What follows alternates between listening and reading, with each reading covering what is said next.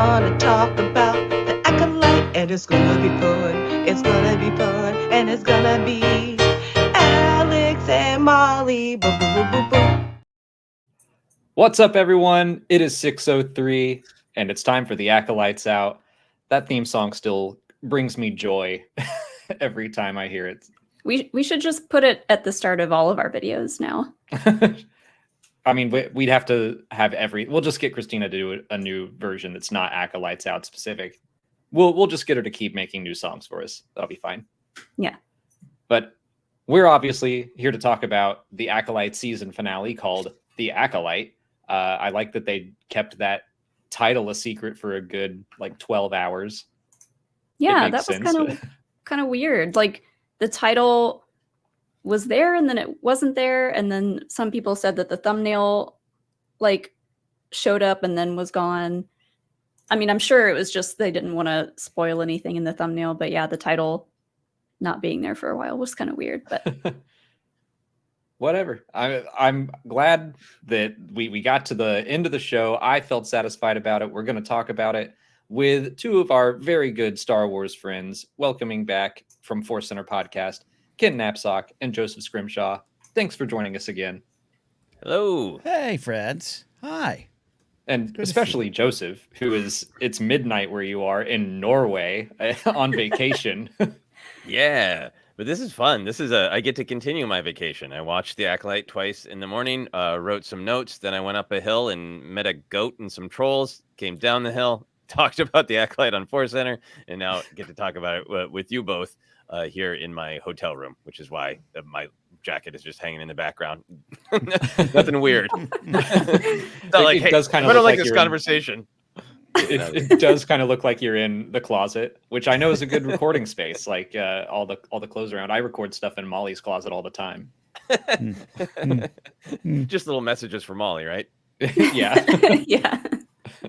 But that's where the sound is the best. What's the weather like right now in Norway? I'm just curious. It's like about 60 degrees and a little overcast, but yeah, it's been lovely. That sounds amazing. Yeah. And tomorrow we get to see some fjords, so very happy. Well, just real quick before we dive in, I'll say thanks to Cameron Stewart for the super chat. It says, hello there to my two favorite Star Wars channels. May the Force be with you. Thank you, Cameron. Thank you. Our good friend Sean Room said, another great season of Star Wars TV in the books. Thanks to all of you for the passionate, positive, and thought-provoking coverage. Cheers. Cheers, Sean. Cheers, friends. Water cheers. So let's dive into the show. We've been kind of texting throughout it all, so I know your overall feelings. But for everyone who might not, how have you been feeling about the season as a whole? And then we can start talking about specifically this episode. First of all, Jennifer sends her regards. Jennifer Landa would be here today, but she has some motherly duties, which seems appropriate for this series. And one of these days we'll get Jen on too.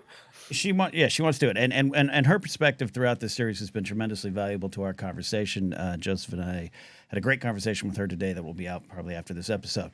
So I say that to highlight her. But overall, I've really enjoyed it. This was a series I was looking forward to the most recently. I personally didn't engage and wasn't pulled in by Ahsoka as much as I was hoping. Still a lot of things to love in that series, but just a little lower on the tier for me. So I was really primed to love it. At the end of the day, I really like this series. I love discussing it more. I've had more thought-provoking conversations that pull your soul in several directions based on this series. But I liked it. There were some little issues I had with it. There's a wider industry conversation to be had about streaming, writing, writers' rooms, the ability to go past 6 or 7 or 8 episodes, and the inability to go past those because of streaming demands or studio demands. There's Joseph and I out here. He's in Norway now, but I'm in Burbank. We live out here. We work out here. I felt it more in this series than I had in recent times, where the industry kind of pressed down on a little bit, and that created some of the disappointments I had. But overall, love the big swings they took, love the artistic approach, and love the personality that was put into the series. How about you, Joseph? Yeah, no, I really agree. I think, just to get any sort of concerns out of the way, I did have a couple of pacing issues that I brought up on ForceCenter, not pacing of the show, but where the shows were cut, and they feel like budget things to me, not writing things of, we want this many hours, or not this many hours, we want this many episodes, but we have this amount of budget, so spread the story over this kind of thing.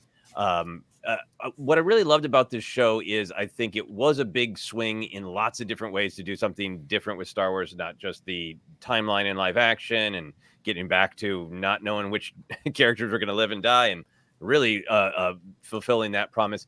But I think what I've been really enjoying about the show is I think what Lucas started with Star Wars is that it was a morality tale. And he's talked about in interviews so very clearly of this is meant to be a teaching tool. You should be able to get sort of a guide to life from this. And I think the Acolyte does have some of that. There are like mistakes and things it calls out and really questions. But I think it wants to be much more realistic. It wants to be much more nuanced. And so I think it's been really fun to watch it and be able to relate to all sorts of different flawed characters. And the show has felt to me almost like a Rorschach test, where people are seeing different things based on their life experiences. And we can analyze the show and look for what's the show saying? What is the morality of the show? What does the show believe? But I think we're also just getting all this great valuable stuff out of it. Like, why am I so defensive about Saul? I recognize that he made mistakes, but also I love that man and I'm defensive about it. And that's coming from something inside me because of my life experiences. And then to go online and see other people have different things. We're like, well, I know this person effed up, but I'm team them all the time forever. I think the show had real value in celebrating that art is a conversation, and we're all bringing a lot to this particular show. I totally agree with both of you. And Ken, what you said about enjoying discussing it, I think I'm right there with you, where my favorite parts about the Acolyte have been not just talking about it in the streams like this.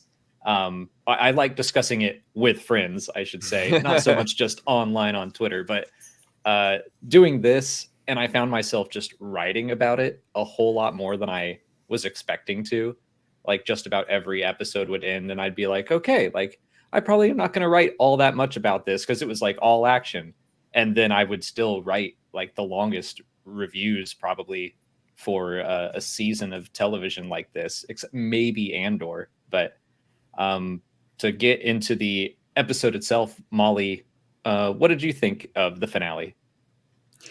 I liked it a lot. I don't think I struggled with a whole lot in the finale, just other than wanting a bit more and wishing that it had been kind of like spaced out a little bit. But I think it kind of checked all or most of the boxes that I wanted it to check. I'm just like, I loved this show so much because of how different it was. And it was like, I know when I really love a show, when it's a Star Wars show, because if me and Alex are still talking about it, like on our off time, and it just keeps coming up in conversations with like us or our friends or stuff like that, like that's how I know I really am into a show. Because I was going to talk about this show to literally anyone that would talk to me. How did you feel that the finale was satisfying? I think so. Yeah. Like I've seen a lot of people say that it raised more questions, and I feel like most of the big questions that we had ongoing throughout the season were kind of answered. There are some open-ended things that could lead into a season 2, but I don't really think that it left us with too many big new questions. That's got like right before we went live, we were all talking. Joseph was like, "So season 2, do you think is going to happen or not?" And we started talking about it. And it was like, we should probably save this for the actual discussion. I'm optimistic of a season 2, but I do think that if it doesn't happen, they resolved the story that it was telling in season 1 enough that it won't be the end of the world. I feel like I can connect the dots from here to the Phantom Menace, but what did you think, Ken, as far as like resolution and feeling satisfied by the end? I think it had enough resolution. It had a resolution that, like we've all said on and off air, like we kind of can pull the strings out and see where it goes. And if we don't get anything, it feels like a complete enough meal. I do think it raised questions. I wouldn't say more questions. It raised some important questions. Like, what the hell is Vestra going to say to Yoda? Like, what the hell are you going to say to him? More lies, more truth. We got a problem. And I think that's fascinating. And I think that's okay. So as a finale, I think this episode itself had to, it was asked to juggle a lot of plates, and it dropped one or two for me. But that's just kind of how the episode had to go based on this season. I think there was some things moved really fast. Some of the decisions in this episode were like a ping pong match for me, where I'm not going to go. I'm not. Yes, I am. No, I'm not. Yes, I am. And I felt the weight of that sometimes. But I think overall, as a finale, it had the action, it had the emotional weight, and it gave me some of the answers, even though those answers hurt. And this episode did hurt me a little bit as a Star Wars fan, and that's okay. Also, side note, I think this looked the best of all the episodes. This just felt cinematic. It was all around me in a way where some of the episodes didn't have that feel for me. What did you think, Joseph? Yeah, I think I was really satisfied with this is the end of a chapter of a story. In terms of how it connects to the bigger picture of Star Wars, like, yeah, you can play out what maybe happened with Vestra in Yoda, Darth Plagueis being there and, his one creepy hand and then rubbing his two creepy hands together. And you know what he's up to. In terms of the big picture of Star Wars, we know where we're going. And I think this, like I said, I feel like it wrapped up a chapter. This was, the tragedy of Jedi Master Soul. This was the tragedy of Brendok. The Sith are hidden for now, but Vernestra's in Yoda are maybe on the trail. In terms of what happened with May and Osha, it feels like I really would like more, because I feel like what ultimately happened is they're these sort of pawns who have been trapped in the game of the Jedi and the Sith. And in some ways, they sort of ended up swapped, where May is with the Jedi without full knowledge or understanding of her past, the way Osha was at the beginning. And now Osha is with Kair, wondering if being a Sith and giving into the dark side will actually give her any of the things she wanted.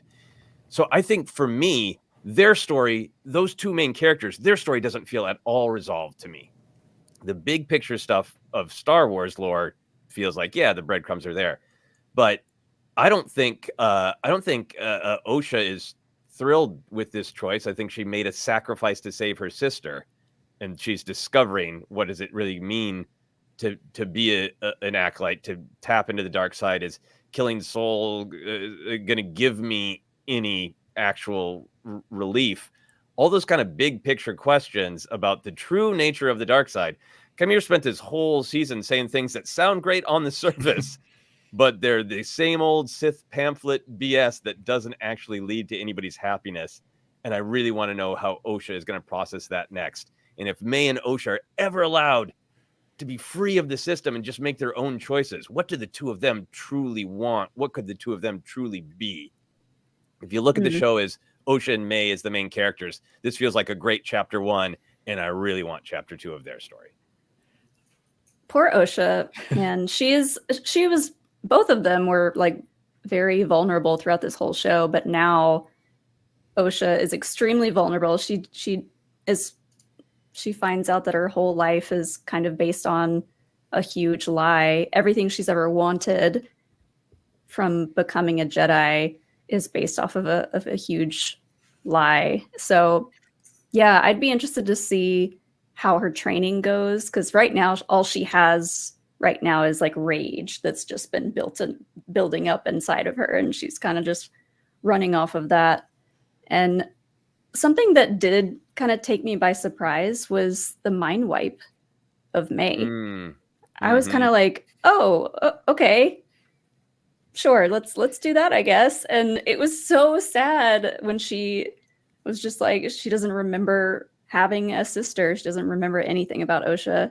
I don't know if that's permanent, but I mean, they had the, we'll find each other again. Yeah. I thought of it as totally, instead of the gift of the Magi, it was the gift of the Acolyte, where, they had been at odds as children. And at this point they were just in a very sort of Jedi-like way, trying to sacrifice themselves and give the other what the other wanted. May trying to give Osha agency, and Osha saying, "You, my sister, are the most important thing to me. I will do anything for you." So they both are, giving the other what they want, and then both of them kind of not ending up with anything terribly satisfying in trying to be kind to one another. There's a lot about this just tragic and heartbreaking in a really brutal way. And I wonder if that's just going to continue for them because they're technically the same person. Like, is this just going to be a constant battle in their lives because they are technically the same? Well, and I think this is oversimplifying what they are, but the way that they swapped places from dark to light, and I really like that May goes from wanting revenge to wanting justice from the start to the end. But is it something where like only one of them can be light and one of them has to be dark at the same time? I don't think that's the case. That doesn't seem like a force thing, but that's just how it feels right now. So I would like to see their relationship explored further. And I also think an argument for a second season is I think Ken will probably agree that they have made the Sith look kind of sympathetic right now. And I do think they're trying to show Osha and someone who is falling and why they're falling, and not just like a instant thing, kind of like Anakin. But yeah, Ken, how are you feeling about the way that the Sith are being presented in the Jedi? This is how the Jedi die, with thunderous applause, huh? I have some issues with maybe not what the show is saying, but maybe what some of the conversation around it has been, and I just have to own that grumpiness, right? Unlike what they claim the Jedi are doing, I have to kind of work and own and process my own feelings. I think this episode had some challenging moments for me, as this whole series did. That's not a hero shot at the end of them holding each other's hand kind of into the sunset. This is not a healthy choice, but it's an understandable choice, and that's what the series set out to do. So from that point of view, I think I agree. And again, going to some of our conversations we had that people will hear shortly here on ForceCenter, Jennifer brought a great perspective to that. They understand. I have big problems with the politician, Senator Rayencourt. I had a lot of people in my feed tweeting out, finally, someone said the truth about the Jedi. Yeah, you know who agrees with you? Emperor Palpatine, about 100 years later, when he said, see, I told you the world would be better without the Jedi, right? This is a senator seeking his own power. He might be saying some things that are true, but he's afraid of their power that he doesn't have. He's trying to just raise himself up. And we are in this situation both in the real world and Star Wars, which is why it was a little grumpy time for me, where we're holding good people who are trying good things. We're saying you are not being good, perfect enough. But you know who's we'll unintentionally empower these evil folks, and then we'll celebrate that. And you go back to try and be being good in a more perfect manner. And we're seeing that in politics. We're seeing that in the real world, and that kind of drives me a little crazy. Meanwhile, the true evil rises. And so this series came at the wrong time for me, where I was struggling with it. And I love Senator Rayencourt because I love to hate him. Much like I love Saw Gerrera, but think he's kind of going about things the wrong way. Just like I love Luthen Rael, but I still call him kind of a villain in the system. And Mothma's way and her philosophy is the winning combination there. So yeah, I'm a little grumpy about it. But going back to what we talked about earlier, then that means to me the series succeeded because we're having wonderful, thought-provoking conversations. And that's a win for Star Wars. I'm glad you brought up Rayencourt because I want to talk about him. Totally agree with you. Like, I loved David Harewood in this role. I thought he was awesome. Wonderful. Made me mad that he wasn't in it more. I feel like should have been. Yeah. Instead of just talking about our political opponents in episode 1, like have him in there. Have him show up 2 or 3 times throughout the series. So like he's our face of this antagonist. But yeah, what you said, that's exactly my read on it, is that he just he's afraid of the Jedi because he doesn't understand their power the same way Sol was afraid of the witches because he didn't understand their power and saw that they could do something that he can't, and he's just afraid of it. Doesn't mean they're evil. The Jedi certainly aren't evil, but it's just all these people trying to gain more power. And yeah, the Sith are in the shadows like, well, we're going to do it the best in 100 years. But all of this extra fighting is just going to slowly empower Palpatine. Yeah, the Sith have the long plan. They have the long view, as Otto Hightower would say to King Aegon. You need to have the long view, and the Sith got it. They've got Project 30 years BBY in their back pocket, and they're just waiting and playing. And I think it's part of what Plagueis is doing as well. Yeah, I think I love that the show has taken the time to question the Jedi. I think it's shown Jedi with noble intentions and understandable perspectives make mistakes, and I think heroes absolutely should be questioned. We should all question our actions, and we should all be held accountable and tell the truth. Those things are all great. But I sometimes feel like the show itself, this first season, almost is a Sith or a horrible politician seducing the audience, because what they're saying keeps sounding so good. But if you follow through, they're not offering anything better. Raincourt's, basically we learn that he is doing this Jedi investigation because it will help his political career. So he's going on this righteous speech about it is not right that you have unchecked power. So instead, I, as the Senate, should have unchecked power over you. He's not standing on any great moral ground. And Kair, man, Manny Jacinto, fabulous performer, incredibly charming, great actor. Kair, everything he says, every point he makes is like, you got a good point. But he is just the saddest, most pathetic, ripped guy I've ever seen. Everything How can you be that sad with biceps like that? Gorgeous. Biceps do not make one happy. All of everything is a diversion. Everything is, well, why even talk about me being a mass murderer? Because everybody just knows I'm a mass murderer. So instead, let's focus on that lie you told. And this episode in particular to me drove home how broken Kair is when he swapped 3 times over which twin he wanted. Of just like, whichever one can kill Soul without a weapon, that's the one I want to attach myself to. And like, oh, is it going to be Osha? No, it's going to be May. No, it's going to be Osha. I'm back. Like, the loneliness. That's what all the criticisms against the Jedi sound good and are fair and should be brought up. But he is not offering anything better. He's a lonely boy with beautiful, sad biceps trying to hold a girl's hand, and he doesn't even care or know which girl it is. That is no life to aspire to. Nobody wants to be Kair in reality. It's sad, in my opinion. I love that. Yeah, all he has is whichever girl agrees to hang out with him, and I guess Plagueis back in the cave. but the whole they've been, and this is what the series has done well. It is making it seem real. It's making it seem like wonderful. And Joseph's right. Question the Jedi all day. They made mistakes left and right. I think there was some big issues that they clarified. No, do not take the children. You've messed up things too much. I'll pull back. You have a bigger mission. And Dara stands up for that, but then she makes mistakes. That's fair and fine. But again, it is. We're trying to measure this organization by their good intentions, and I think the conversation gets watered down. I go to this, and I'm sorry I repeat it too much. George Lucas fought the Directors Union, the Directors Guild, not to get rid of it, but to remind it that it's not staying true to its stated intentions.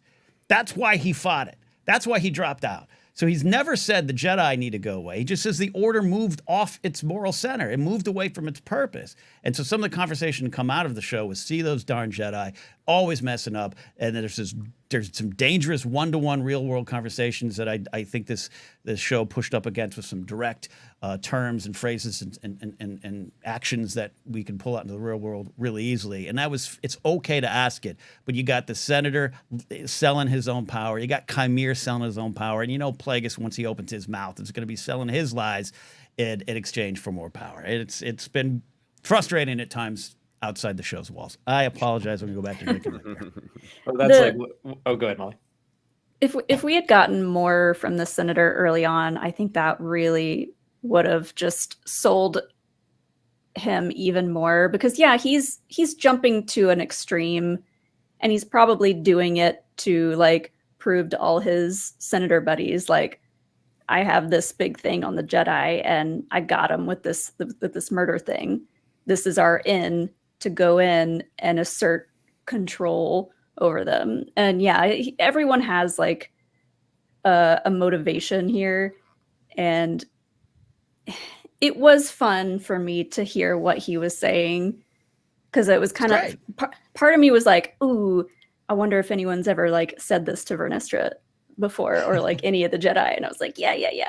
But ultimately, yeah, he's a senator. He's doing this for power reasons, and it would have been nice to see a little bit more of his, I don't know. I hope he's a season. Yeah, hope he'd be in season 2.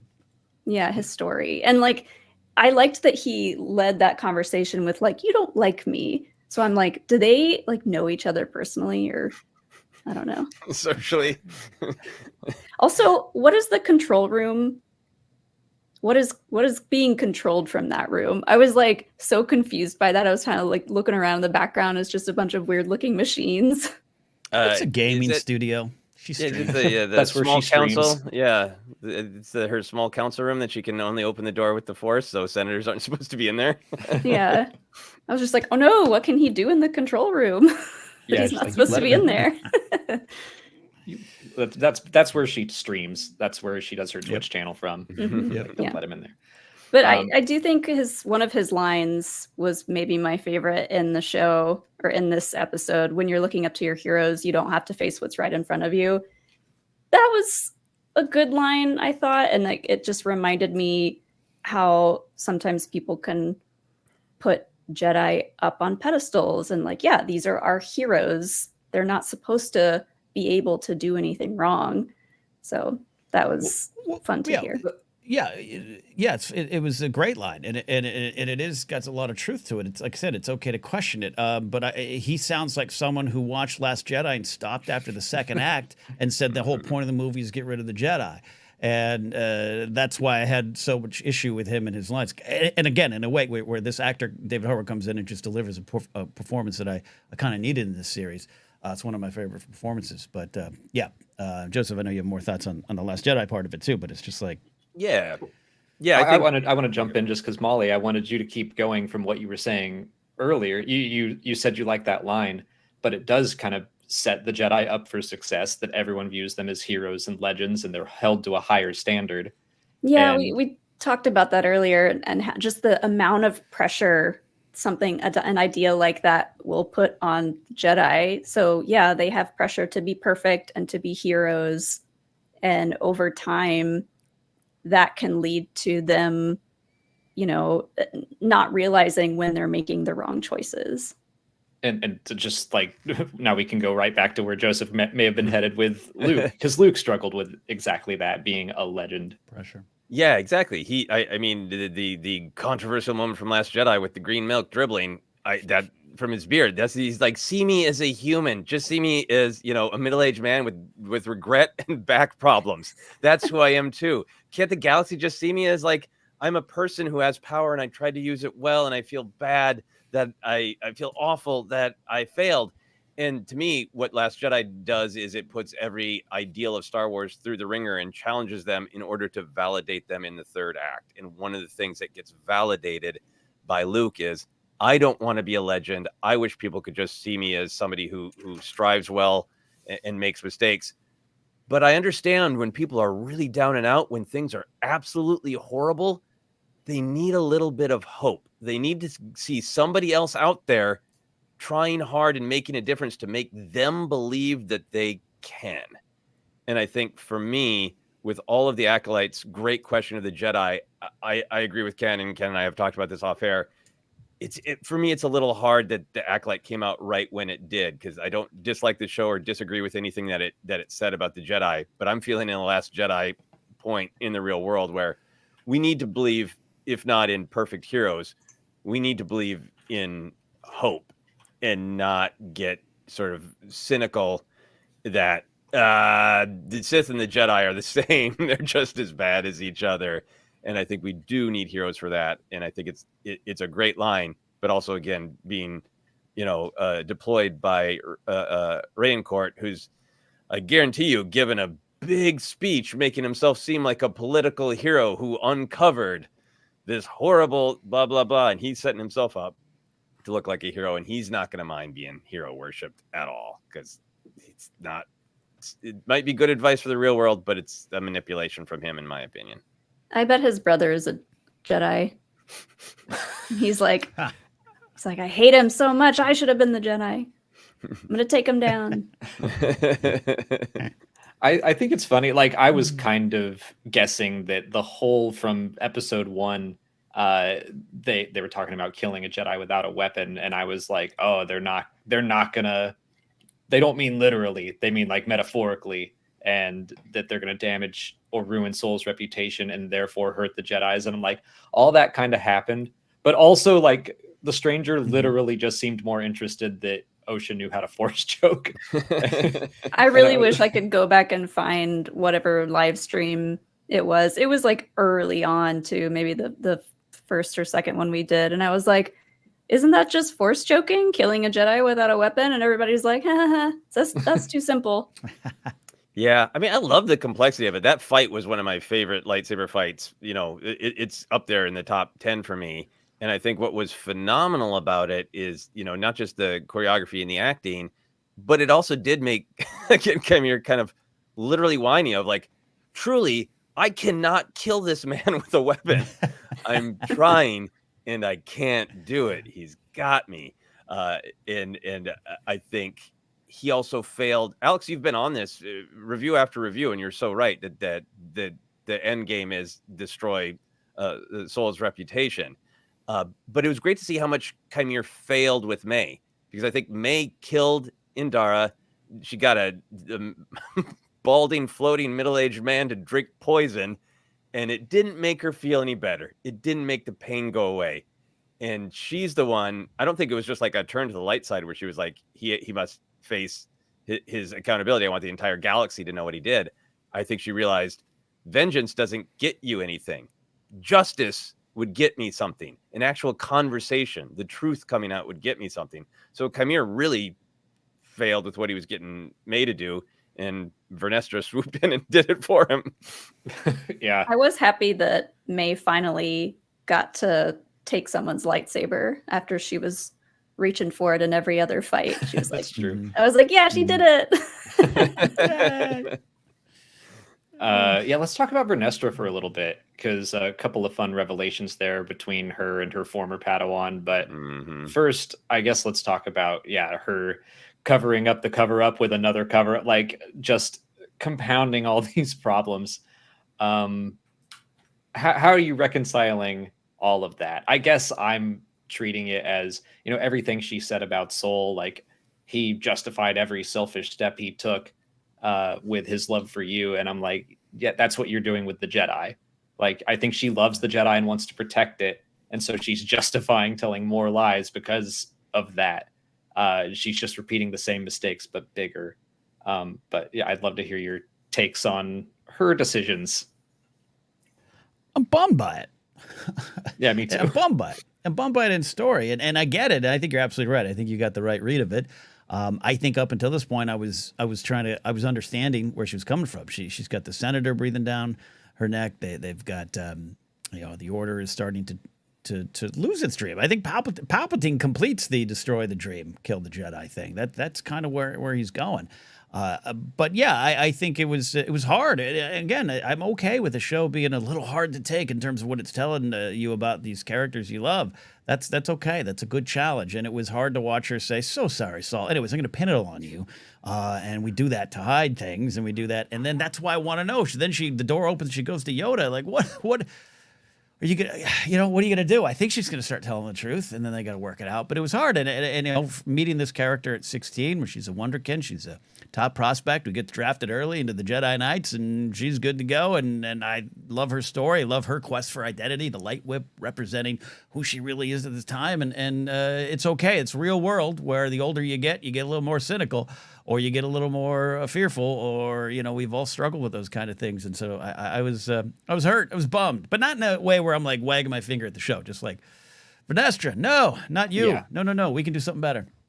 Mm-hmm. I do think and hope she is going to tell Yoda the truth. I feel like that's a lie told to the Senate, but the people that the people that were there, I think, know a little more and know a bit of the truth that what she's telling the Senate is false. So I think it might be like an internal Jedi lie or something.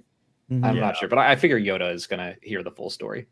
Yeah. Yeah, I think that I think it is meant to be a tragedy. I think that out of all the various mistakes that the Jedi made, this all tracks to Indara saying, "Hey, she needs a hero. She needs to believe in the dream of the Jedi. You can't tell her the truth." Because this episode was all about truth, and it was not even the horror of killing Mother Anastasia. It was hiding that truth from Osha. And I feel like Vernestra, with all of her abilities of sensing what has happened in these spaces, that she entirely understands the ultimate tragedy here is hiding the truth. So I'm going to do it again. Very much on purpose. It was really painful. But I also thought it was really interesting that she's playing Raincourt like a fiddle. He gives that speech about being concerned that a rogue Jedi will, go out of control and no one will be able to stop him. And we're all thinking about Anakin, but she serves that up on a platter. She uses the term rogue Jedi. So I think she's given him exactly what he wants so he can go, strut his feathers and make his political wins and not look at what the other hand's doing, which is dealing with the Sith and, more importantly, dealing with her fallen Padawan. I almost felt, Alex, when she was saying, when that speech was cut between the truth telling to May and the spinning for the Senate, what she was saying about made all of these bad steps because of someone he really loved, that she was maybe talking about what happened between her and Kair. And she is repeating Soul's mistake beat for beat because this is about her failure of a student. Yeah, I am very interested to see if we find anything else out about if there is a season 2 or any connected material about what happened between Vernestra and Kair, because I feel like we're just assuming the worst from everything that we've just seen, and when it's like, oh no, it's happening again. So yeah, I don't know, like not knowing any details except for the shape of the scar and the fact that he used to be her Padawan. I want to give Vernestra the benefit of the doubt most of the time. I don't think she's a terrible person now. I don't think her character is ruined, but she's been around for a long time and she's got probably a lot of pressure on her shoulders to keep up her prodigy child persona in the Jedi.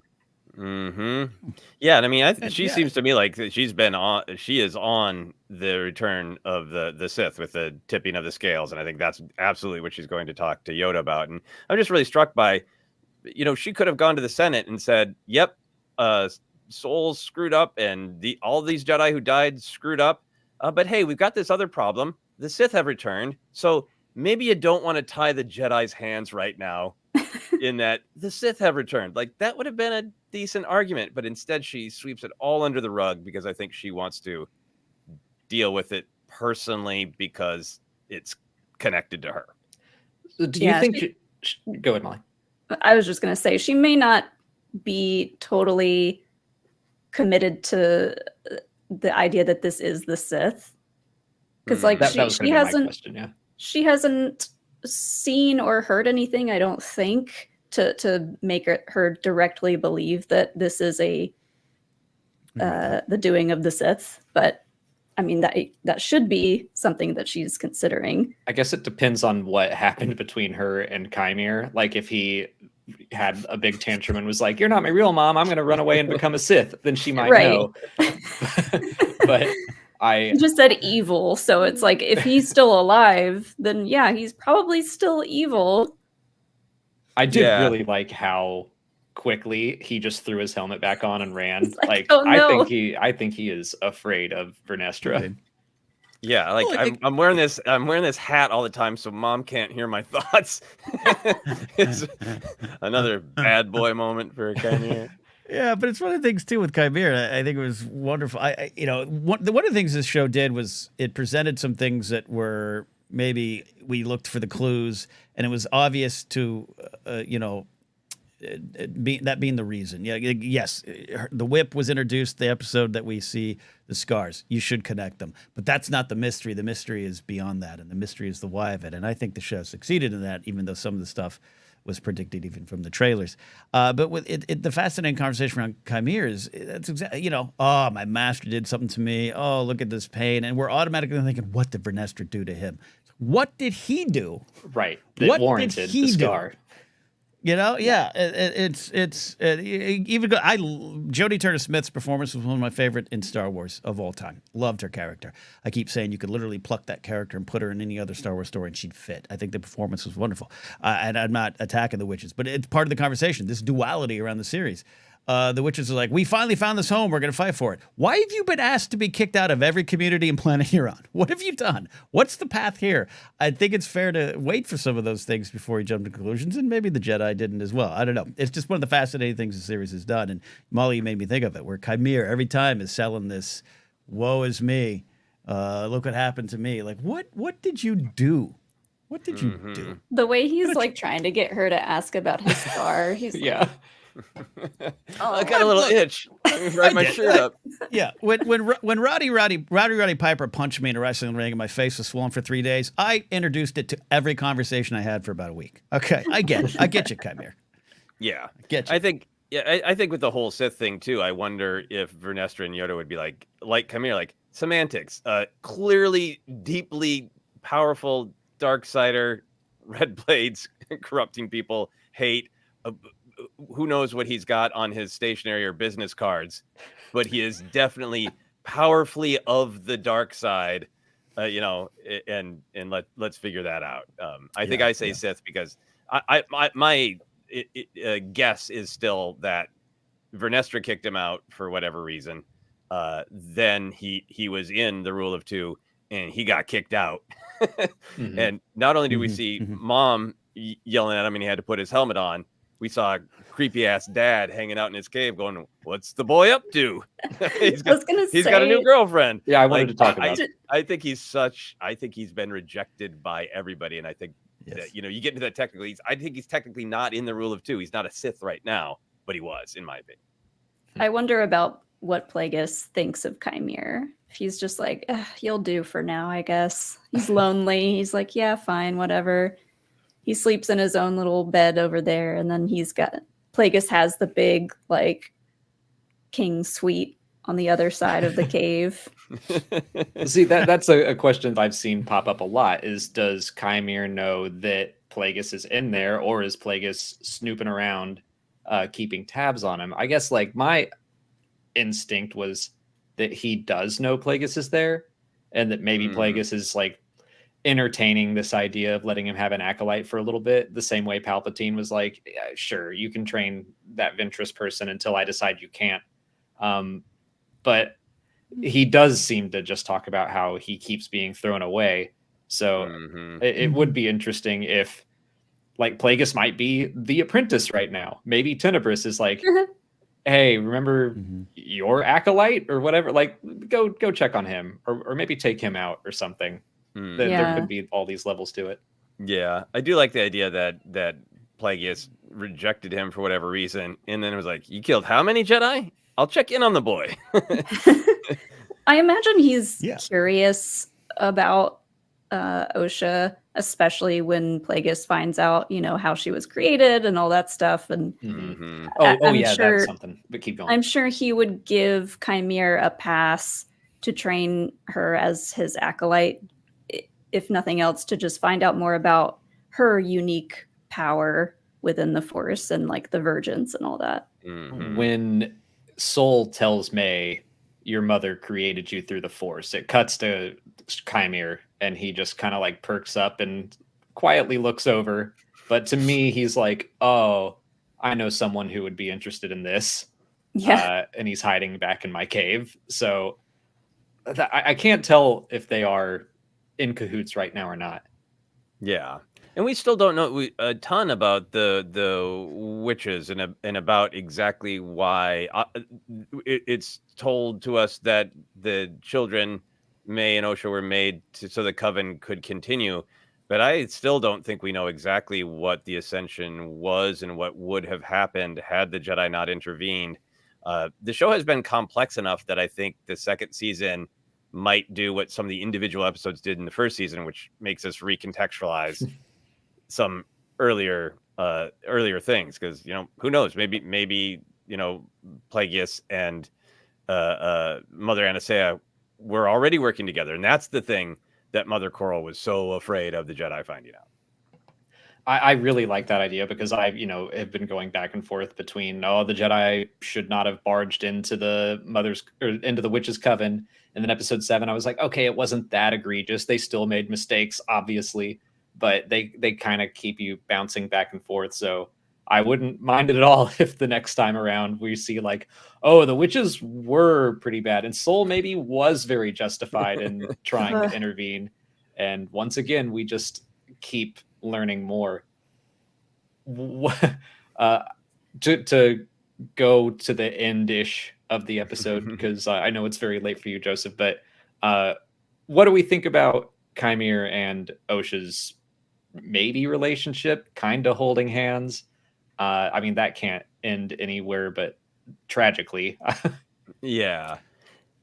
Again, we talked about it today, and I like where we've ended up on ForceCenter, where you ever go meet your friend's new partner and you get in the car afterwards and you say, whoa, that ain't gonna work out, we got to get them out of that relationship. This is a bad coupling in my opinion. But Jennifer had the idea that sometimes you have to go through that rebound to find yourself on the other side. So maybe that's the case. I am not celebrating it. I know a lot of people did. We had the Kylo theme, and maybe it's connected to that of the shipping of it all and everything. And I just don't read anything Osha's doing as truly celebratory. I think he might be, because I still think he's on the outside. I think Plagueis has kicked him out, and Plagueis is maybe coming around going, I'm seeing on the news wire that there's some kerfuffles going on out there. Are you behind this? Like, it ain't time to reveal ourselves, even if you're not part of the structure or you're no longer my acolyte. So anyways, in terms of the actual relationship, it was one of the things that I'll say made less sense to me than some of the other decisions in the show, that it happened.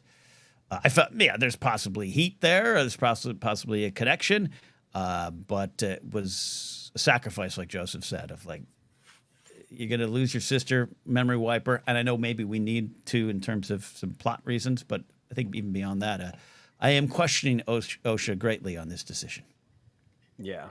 I think Osha, the way I read it, it wasn't like, the Jedi suck and I want to be a Sith. It was some specific, I have been trying to hold back my rage at May, and that rage should have been directed at Soul, and I'm heartbroken. And, there isn't really even a primal rage. It's just sort of like, he's got to go. I got to do this, and she seems shocked when she bleeds the blade, which is such a cool moment. And she specifically marches up to Kair, and it isn't like, you were right all along, the Sith are the way to go. It's like, I know you are a lonely boy who just wants an acolyte, and I'll be it so you leave my sister alone. It utterly seemed like a sacrifice. So in terms of like relationship dynamics, we were talking about, she's kind of has the upper hand. He's the one who reaches out to hold hands, So I kind of feel like she's like, I don't know what this is. This is not the freedom I want. This is not the freedom I'm going to get.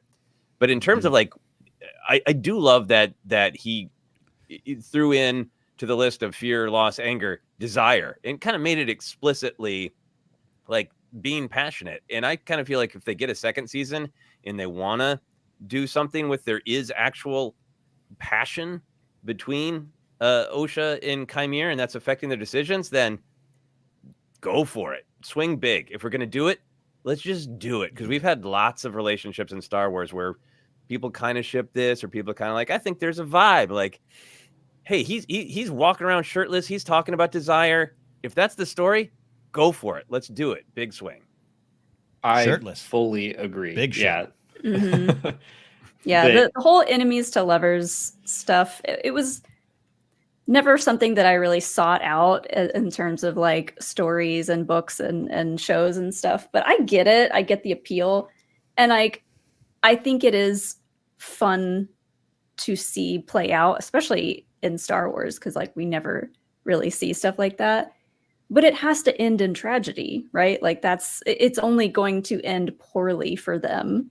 And we just have to know and accept that going into hopefully a big swing for Star Wars. Hopefully they go all in.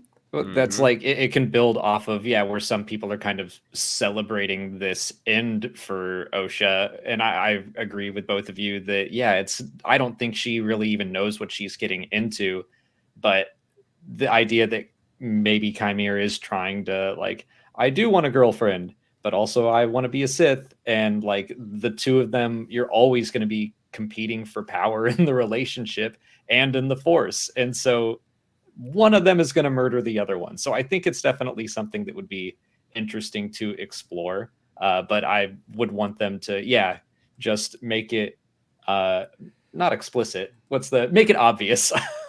Make it obvious that's what they're doing, and show why it's bad. Yeah, you're describing two comedians dating, and that, trust me, often doesn't go well. Or like two members of the same band, that may not always work out. Or you get a great album out of it. And I am. If they were to explore it, I'm with you all. Let's rip off the clothes and do it. Let's go jump into that bath time fun that was on the table there. Not in terms of just raw sexuality, the romance, but just let's explore this, where this is going. I am intrigued. I said it's not a hero shot to me. It might be to others, but and that's totally fine. But that shot at the end of the sunset and them and him kind of doing the "let me hold your hand," like, okay, what's the next minute after that? It's The Graduate. We got onto the school bus. We ruined that wedding. Oh, what have we done? Like, let's see it. Let's do it. Let's explore it.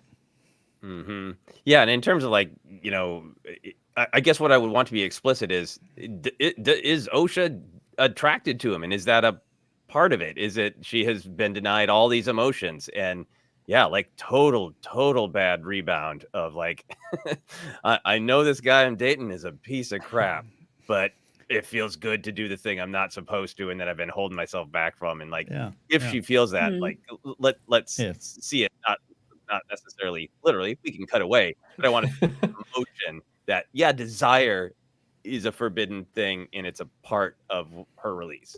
Or even if they didn't, women's wrongs, not just women's rights, but let's support women's wrongs.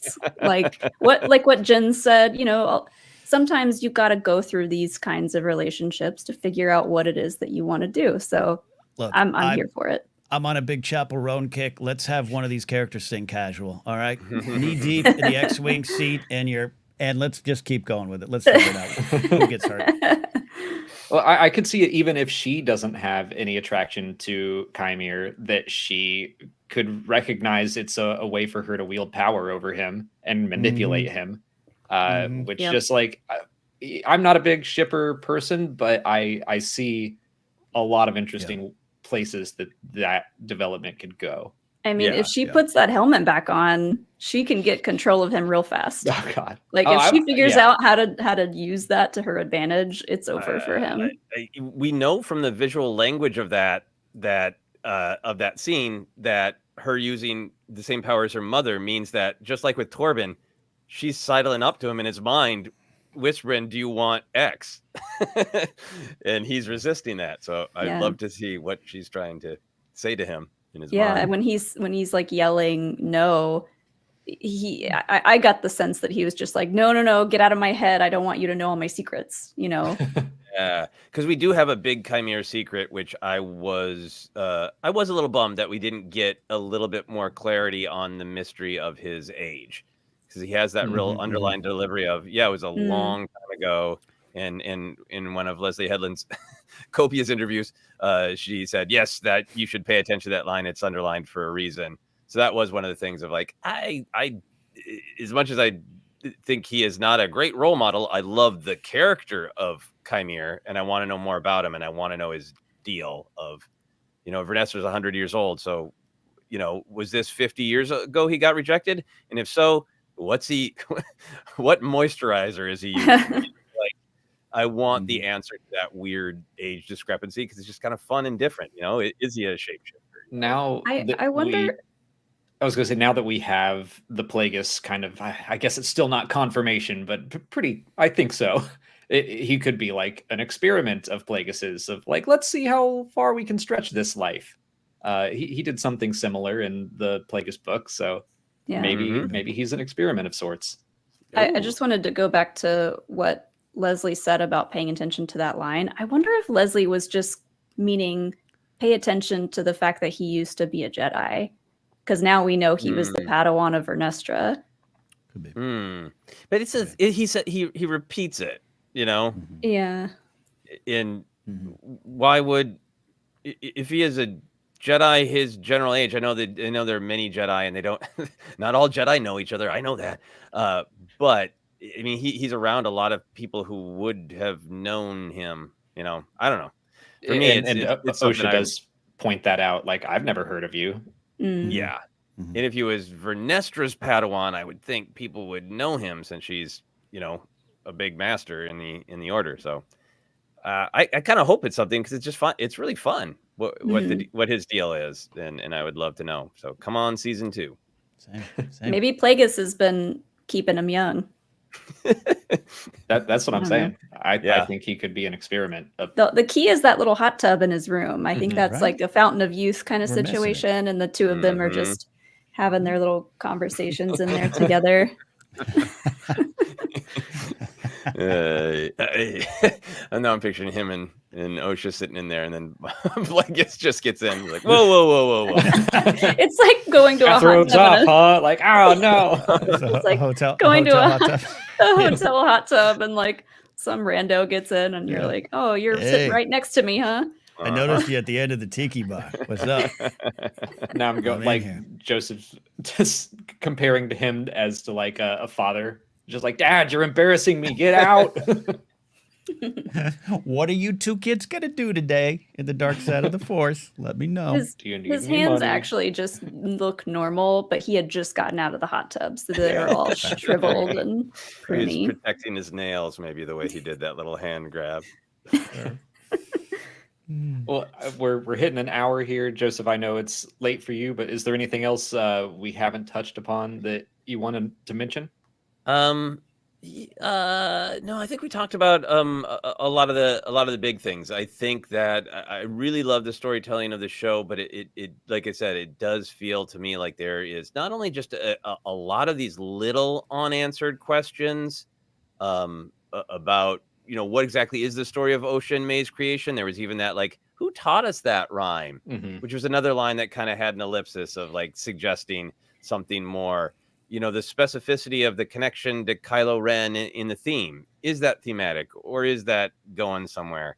The fate of Mother Coral hanging out there. Like, I feel like I got a complete chapter, but I feel like there's just a lot of things that are like truly intriguing, and I would like to know. So I feel like it is set up for season 2, and I really hope it gets a season 2.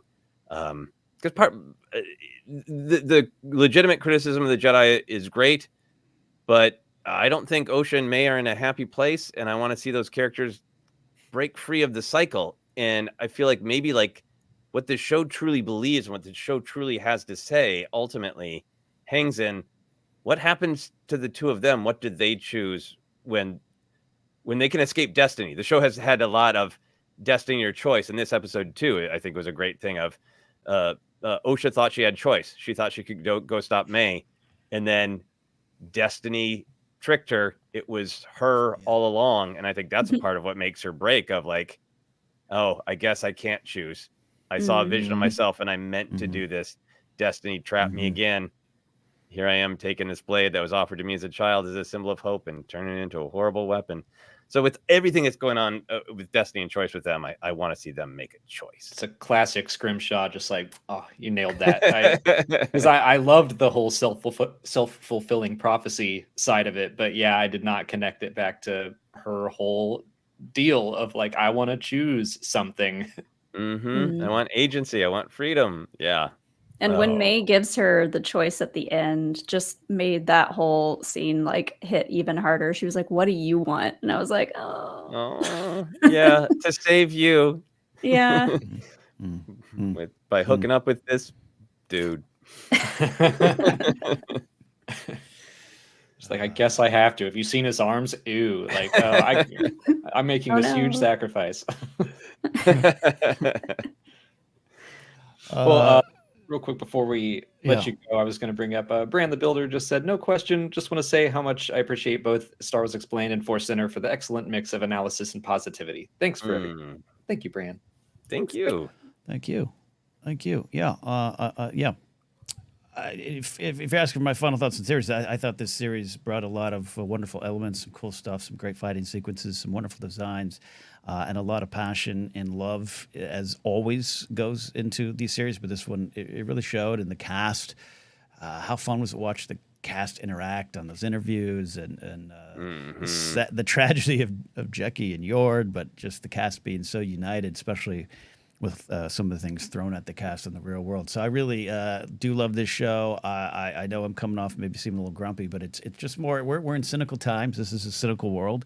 And sometimes I just miss the sincerity of someone out there in a story trying to do good, and that we allow that to happen. And so institutions should be questioned. Institutions maybe should fall, but I like the idea that we can still hold to the ideals behind the choice to be better, the choice to be the best of us, and the choice to be good. And I'm looking forward to a series like Skeleton Crew, hopefully, that I think will tie into a different vibe. I'm looking forward to just having a swashbuckling rogue scoundrel with a joke and a quip and a blaster. I'm looking forward to that kind of stuff too. But this is a series we got that I think asks a lot of important questions. It's going to be one I'm going to be ruminating on, maybe even wrestling with for a long time. And that means, to me, it's a good piece of art. So that's kind of where my final thought is on the show itself. It reminds me of just how much I like variety in Star Wars, where I would not call this. I think, Molly, this is your favorite of the series. It might be. Yeah, I mean, it's hard to pick a favorite. That it constantly is changing. But I think I enjoyed this one the most. And I liked it. It's not my favorite of the bunch, but I'm glad that we have something different. And I'm glad that we can kind of bounce back and forth between like Andor and the Bad Batch, and then like the Acolyte, which is really heavy, and we'll go back to Skeleton Crew in a little bit. And watch Skeleton Crew is just going to be brutally depressing. It's just going to be Jude Law letting down children for 8 weeks over Thanksgiving holiday. We have had it, and I love all of it. I love engaging. I want to be clear, like I'm a big fan of the Kenobi series. The Book of Boba Fett remains one of my favorite series so far because of what it did and with the questions it asked. It has two of my favorite scenes in Star Wars of all time, and it's about change and growth.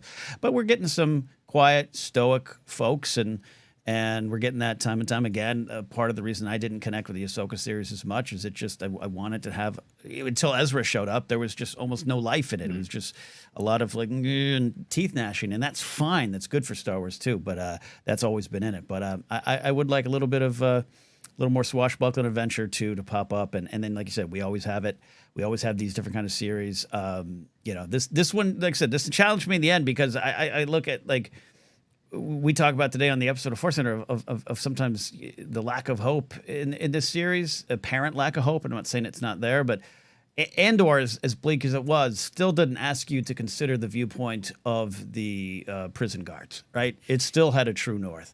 And this one played in the gray area, which is fine. But it'll have to hit me again at another time too. Yeah. I think that the one other thought is that I think the Acolyte and Andor both carry heavy punches. The Acolyte in particular, because I think it challenges us so much because we can see so many different perspectives. But I also don't want people to kind of forget, like Kenobi had to come with the warning week it was released because it's predicated on Masters failing children mortally. Kenobi's plenty dark. It's a depressed man who failed child after child and can't bring himself to fail another. And I think there's value in going really, really, really dark so you can get that glimmer of hope. And I feel like the Acolyte, this ending of Acolyte feels almost like The Empire Strikes Back. And we don't know if we're getting Return of the Jedi. That went somewhere dark so that we can see the characters who persevere and find hope despite the darkness, and I really I hope to see that. Also, just want to start out really quickly. Lee Jung-jae, I think, was absolutely phenomenal. Yeah. I think Soul, even though he made horrific mistakes, I think is a great pinnacle hey, even people with the best intentions can screw up. And I loved his moment where he absolutely could have and maybe should have tried to go, I did kill her, but it was a mistake because I thought she was attacking, but just the power, the strength to say, you don't need any of my explanations or excuses or rationale. All you need right now is the mercy of me acknowledging I did it. And he plays it so, so well. That was like a triumphant moment, as horrible as it is to say, admitting I killed your mom is a triumphant moment. It was triumphant because it's the character making the right choice. And that was one of the hopeful moments for me in the Acolyte. And I'll throw out one more hopeful moment that we haven't discussed this person at all, but that little moment of Basil, you're all right. What a relief. That might be my biggest laugh of the series. Basil, what are you doing here? Poor Basil. Basil, what are you doing in general? What are you doing in general is a great question. Yeah, agreed. Yeah, I think Basil is a Sith. I think he's Darth Everest. I think that explains all of his actions. There was a moment because people were joking like, the Sith Master is 2 Basils in a trench coat. And when he ripped those wires out, I was like, is he the Sith? Yeah, a lot of people were confused by Basil's actions in this episode and other episodes. I was one of those. I can rationalize what happened this episode, but like between that and also I have no idea what his plan was still back in episode 6. I'm just you're an adorable little dude, but I don't know what your deal is. I think sometimes we take, what creators say into context, we take lore into context, and sometimes you can just do nothing but examine the text. And based on the text of the Acolyte, Basil just ain't very sharp. He's just doing his best. I know how to smell. That's it. Does that attract? Smell and scream. That's all I can do. And not at the correct people at the correct time. Yeah. I felt bad for the little guy. He was stressed out. He was acting, he didn't know what was going on. He's just like, I don't know what to do in this situation. I'm going to do this. He's like, I'm helping. I have a Chihuahua. I understand it. I understand the actions. And I know Yord was the only one that took the time, and other than the Mog, to pay attention to him. So there's a lesson there. There's a lesson there. A little high status, low status game being played. I just still like you crashed his ship at a high rate of speed. Like, what are you doing? Just nudge him. Tell him no. Tell him no. Use your scream, Basil. Use your scream. Well, if there's anything else you want to bring up, I'm happy to keep talking. But if you want to go get some rest, Joseph, that's also fine. So before you go, just let everyone know what ForceCenter is all about and where they can find you. There's links in the description so they can find you right away. But yeah, I'm putting it in the chat too. Oh, thank you. What is ForceCenter all about? It's about yelling at politicians who would use their own quest for power to make you question the Jedi. No, ForceCenter is going in our 10th broadcast season now, and we are here to engage with the story presented and find what we can connect with it, and not just be positive for positive sake, but look for what we like in these series. And it doesn't mean we don't have issues, doesn't mean we don't have questions. It just means we're here to celebrate the greatest saga ever told, and we've been doing it. And thanks to fine folks like you, Alex and Molly, for spreading the word. It's only getting stronger. So you can find us. Molly dropped the links there. We're a podcast and a YouTube channel now. You get to see our tired faces often now. It's ForceCenter Pod on social. Been a lot of fun as always to hang out with you two. Yeah, and we've had a lot of growth on YouTube during the Acolyte. Thank you, Alex and Molly, for suggesting us to all of your wonderful viewers, listeners, fans. It's been really great to have that growth and find more people who want to talk positively, even when something doesn't work for you in a show, to still just talk about it in a fun and friendly back and forth way. It's been great to connect with more of those people on YouTube. Yeah, that's I think all of our philosophy is that like something, love it, dislike it, whatever. It's like we'll still talk about what happened in the episode and how it relates to everything else instead of complain and whine for an hour and a half. Yeah, and again, this show's just been great about we don't need to rush to judgment. We don't need to be caught up in light or dark immediately, good or bad, thumbs up or thumbs down. There need to be May and Osha caught in the Jedi Sith conflict. It's so fine to go, I don't know. This episode affected me this way because it reminded me of this thing in my life. Like, hey, when May held the butterfly back, that reminded me of this childhood trauma. And we're talking about something that's individual, and that's important too. Yeah. One last message to bring up from our friend Ken Plume. Just shout out to yous all. Many thoughts. Smiley face. Thanks, Ken. Many thoughts. Mm-hmm. I have many thoughts. I don't know about you guys. Many bothers. Manny Jacinto, yeah. And Julian says, here's to Manny more. That's always a question yet. That is great. All right. I'm just trying to bring up messages that are for you. From PLD, Aww. Bones McCoy, Love ForceCenter Pod. Thank you, everyone. But I promise, Joseph, I'm trying to let you go to sleep. Oh no, it's fine. It's fine. Yeah, I'm making sure that my wife has her headphones in because she hasn't watched the episode yet. She's like, "You're going to talk about this real loud, aren't you?" Like, yeah. I'm sorry. No. I'm excited to hear her thoughts. Yeah, go watch it for a third time. Okay, sounds good. Thank you both so much. Talk to you soon. All right. I'll see y'all. Bye. See ya. And we're going to keep on hanging out as usual, answering your questions. Before we do, Molly, do you need a fresh anything? No, I'm good. My one was a double, so. Oh, okay. Well, mine's only a Well, I guess it's a 1.5, but I'm gonna run and reload because I think we're gonna be here for a minute. Okay.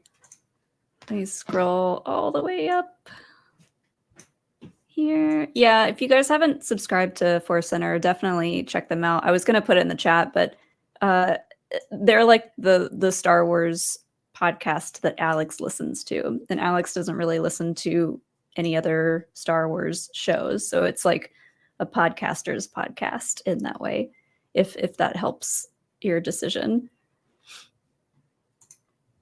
But let's get into some super chats. This one comes from Jeannie from Tahini. Thank you for being a member of the 603rd. Do you think Kair is much older than he appears because of Plagueis's experimentation with midi-chlorians? We all agree that was Plagueis, right? I mean, it's either that or the Fountain of Youth that he's got in his room. But I don't know what to think about his age. I kind of forgot about that, to be honest. Yeah, I did too. After what's been 2 weeks, we did kind of mention the possibility of it being an experiment. I'm still a bit on the fence, thinking that it's possible that, it was a long time ago, means 20 years, which would have been before OSHA's time. But they did really kind of hammer that home in that scene. Mm-hmm. So I'm definitely open to it being more. For a related question, this has come up a couple times in previous weeks, but leftist Hominid asks, is Kair a pseudonym for Imri? I really, really hope it's not. He first of all, Kair looks nothing like Imri, so he would have to have changed his appearance through the Force or something. I'm not saying that it's impossible. Like Obi-Wan Kenobi completely changed his look to be Reiko Hardeen in the Clone Wars. So the technology exists, but I don't want this for Imri. He seems like he's on such a good path right now, as far as Defy the Storm took us. Mm-hmm. So I do not want Kair and Imri to be the same person.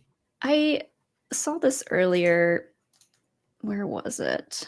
I think the word Kair or Kamar is Arabic for moon. Yes. And then you have Sol, which is sun. Yeah. I think it's more along the lines of like, it was just going to be the opposite of Sol, or like the opposite choice for OSHA. Yeah. It's I like when they pick names like that, where they're looking at different languages and stuff. And it's funny because we were listening to ForceCenter's podcast, not the one about this episode, but they were discussing what their Sith names would be, and Ken found his by looking at synonyms for grumpy on thesaurus.com. I don't know what my Sith name would be.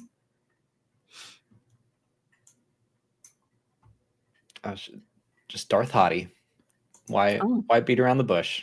Just let everyone know. That's actually Chimere's real name, because as Darth far as Hottie. we know, he's just called the Stranger or Chimere. So I think that's his Sith name, but we'll see. Another one from Jeannie from Tahini. Do you think that the witch's ceremony was to protect the twins from the dark side? And since Osha did not complete it, that might have left her vulnerable. I always got the sense that the ascension was purely ceremonial for the coven. I don't think it actually imbued them with anything specific. I think the mark was there, and that was all. Yeah, I don't really put any more. It's significant, but not like a ward against the dark side. I don't even know what that would look like. Just to me, the Force is all very internal, so it would be strange if they could just like cut off your negative emotions, but who knows? Could be. But that's not the vibe I get. Just because they were like the miracle children of this coven, I think, I mean, maybe the ascension has been a tradition that they've done before, just having to do with who the leader it will be. But I always just got the sense that it was just like a special ceremony saying, yes, these children will one day become the leaders, and therefore they have the mark that the mother has. Yeah, I wonder if it was just about the mark and the ceremony, or if genuinely May got something. I don't know. Might be a season 2 or 3 answer. Yeah. If we ever get to ask Leslie Headland a million questions, that'll be one of them. Paul Sally Oops. Says, oh my God, we're both trying to click too much. Sorry. with May's memory being wiped, do you think Vestra eventually figures that out and helps May get her memory back via Pip or another way? Via Pip? I will say, even though I'm still kind of sad that, Pip got reset to factory defaults, I enjoyed seeing May and new Pip, like bond a little bit and work together. It's interesting that May kind of formed that same relationship that Osha did. Also kind of fitting that May also got reset to factory settings. Oh. But maybe Pip, like, I don't think we've seen the last of Pip. They showed us where he went. He was put into evidence or something. If May and Vestra go out on a mission, Pip might come along. If you can restore Pip's memories, maybe he can help fill some things in. Pip knows who's on the light side and who's on the dark side, and Pip just follows the light. He's Even like, though well, his eyes are red. Osha is lost to the dark side momentarily, so I'm going to stick with May.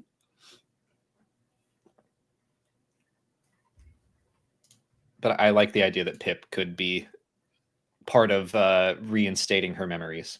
Mm-hmm. Yeah, I could see Vestra helping her get them back, because it all happened so quickly that Chimere just wiped her memory like that. And he said permanently in a way that he wasn't sure if it would be permanent. Honestly, like, I'm surprised he went along with that. He was like, I can try to wipe her memory. And I'm like, if you really are a Sith, which maybe he's not, we are still, that's a little up in the air. Maybe he is not as careful as like Plagueis would be. Because I'm like, the only real way to make sure you stay secret is to kill her.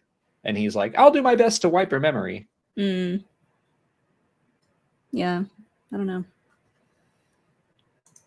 I think they were just panicked because all those Jedi plus Basil were on their heels. Yeah, and I guess he just really wanted Osha to... I mean, if I were a Sith and I wanted to stay hidden, killing both of them probably would have been the best way to keep yourself a secret. But if he wants Osha that bad, then I guess he's willing to do that and just cross his fingers. Yeah. Leftist Hominid, thanks for the super chat. For all of you to answer, oops. we'll see if Ken and Joseph have any thoughts next time we talk to them. If Osha and May were born from a virgins in the Force and Anakin was fathered by the Force, are they half siblings? I would go with no, but I think they would at least get along. Like, they'd have something to talk about. I wouldn't consider, if part of your creation was the Force's doing, I wouldn't consider everyone in that bubble to be related. You know? Maybe they would joke about it. Maybe they would have a little found family support group for people who were born of the Force. Yeah. I mean, Anakin's Force creation was kind of a way for the Force to rebalance the scales. Mm-hmm. And Osha and May's Force creation has thrown it off balance. Right. Because someone meddled. So it's a little different. But I like to think they would at least get along and be like, oh, that's neat. Me too.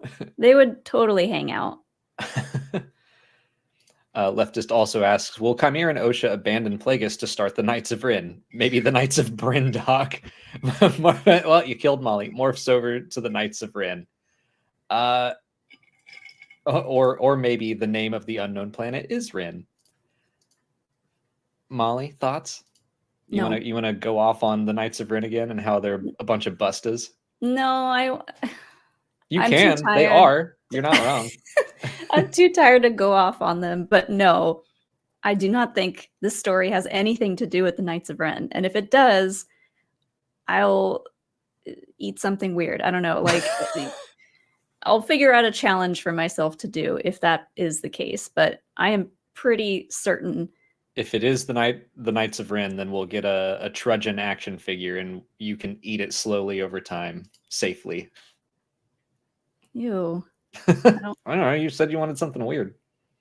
That would be so many microplastics. Well, then I hope you're not wrong.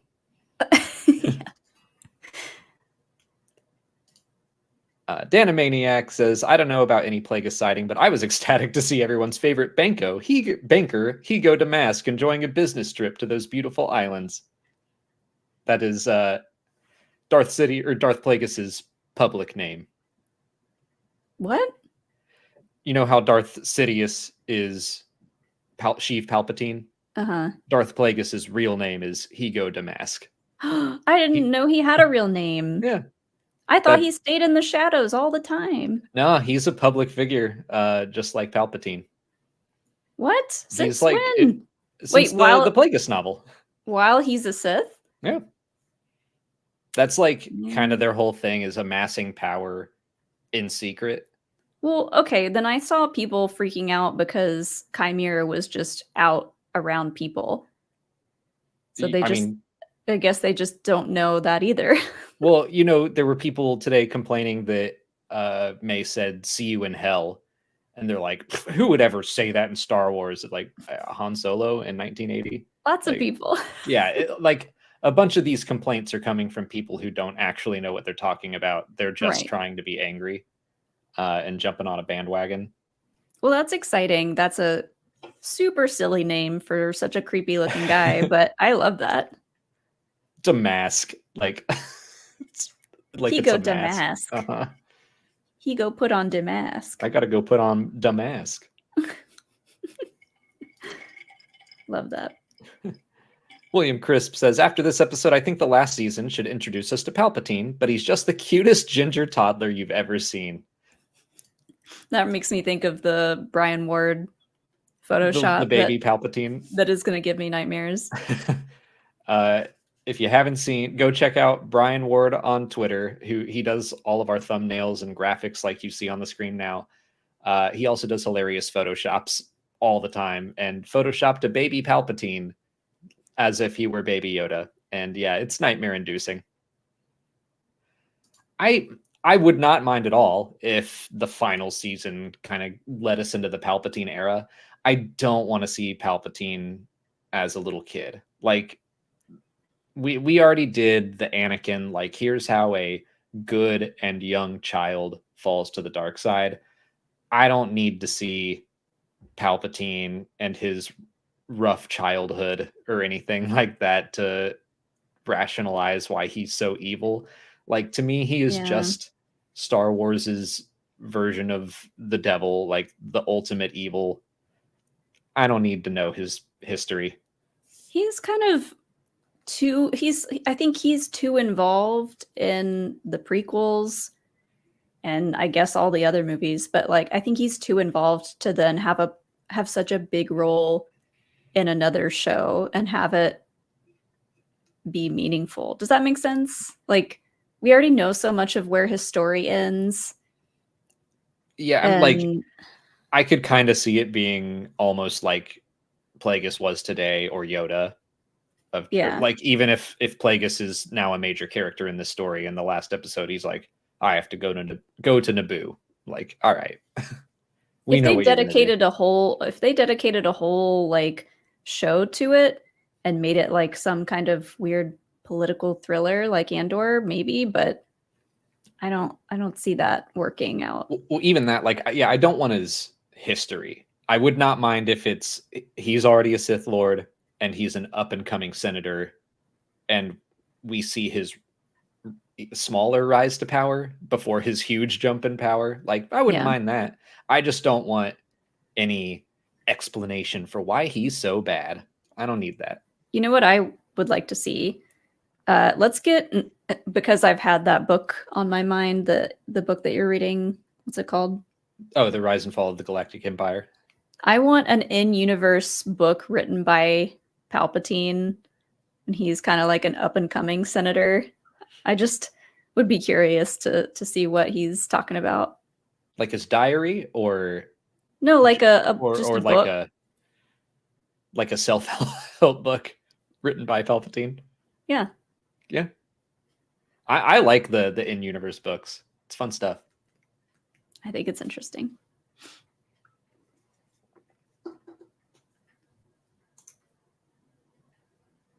Ugo Ease has the next one. At what moment did you realize 1 to 3 of this New Republic era Sith family will meet their end from the buzzsaw that is Uncle Palps? What? 1 to 3.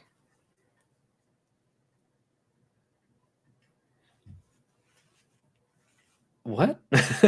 Am I thinking of New Republic? Okay, not New Republic. New Republic era Sith family. I mean, just a new Sith family in the Republic era, maybe. I think like everyone that we've been introduced to. I mean, if let's just go ahead and say, okay, High Republic era Sith family. That makes sense. So yeah, I mean, between Plagueis and probably Kair and maybe Osha, let's say for argument's sake, they're all Sith. They're all going to be dead. We know Plagueis is killed by Palpatine. But but we don't know. I don't think the other two would be killed by Palpatine. Probably they're not going to make it that far. Probably not. Yeah, I think that one of them is going to kill the other. I think Osha killing Kair is most likely right now. That would go along with his sad boy story. Mm-hmm. So yeah, I don't think they're going to make it to Palpatine. It is interesting that Plagueis is we've talked about this, and I'm sure there's already been uproar online about it, but Plagueis is he's going to be the Sith Lord here for a long time. He might be the apprentice right now, we don't know, but it's interesting that he's already around and is going to continue to be around, and will probably pick and choose new apprentices until Palpatine comes along and he's finally killed off. Yup. Danimaniac says May getting Sol to admit his crime in front of Osha, which results in him getting strangled, was also killing a Jedi without a weapon. Funny enough. That's true. They did it together. That's a good point. I like that. I mean, it's sad, but I like it. I think I was a little... I've only seen the episode twice. I need to watch it more. I really want to just watch the whole season from start to finish. But the fact that Soul never said what actually happened to Osha's face bugs me. Like, he didn't even know she was there hearing the conversation when Osha hears him admit to killing their mother. Osha just hears him say it, and he's talking to May. So maybe that is what kind of adds to the fact that Osha feels so incredibly hurt that he's still trying to keep it from her. Yeah, like if he knew she was behind him, he might not have said that. Yeah. Which is crazy how many times he tried to like double down and say he was doing the right thing. Yeah, he did. I was like, dude, I'm never gonna side with you on this. It's funny. Molly, I didn't even tell you this last night. I was finishing the edit and everything, and our friend who makes a lot of our like visual graphics, our motion graphics, Jordan wanted to watch it, so I popped it on basically on mute with him so I could see where he was and hear his reactions to things. But when May stuns Soul, he was like, this show is 75% Soul not being able to finish a sentence. Yeah. Like, just let the man speak. It's true. But he also is really bad at just getting his thoughts out. Yeah. I can't remember what they said. It was just something Joseph and Ken said earlier that made me realize, I think, one, I have a really hard time trusting people because I went into this show like not fully trusting Soul while everyone else was like, oh my God, he's the best. I was like, something is weird about him. And also the fact that I don't mind at all that it had kind of a blink ending. Some of my favorite horror movies are very, very bleak. Oh yeah, this is definitely like when you say that this might be your favorite one, I'm like, yeah, that tracks. I don't know why that is. I like when occasionally there is a kind of a unsatisfying ending because that's just like, that's life, man. Yeah. Shifting gears a bit for Dave McHugh, who asks, is the next show going to be Skeleton Views or the Crew Review, a certain point of Crew? You're taking all the good ones, Dave. And please bring back the marker board drawings. Thanks for all you do.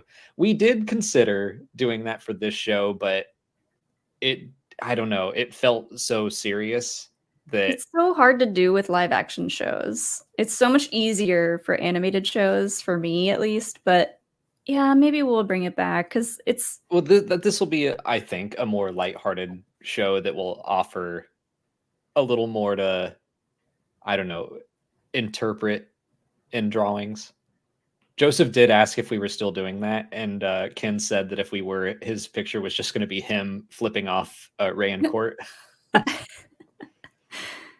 Yeah, maybe we'll bring it back for Skeleton Crew because I think that's going to be a much more lighthearted show.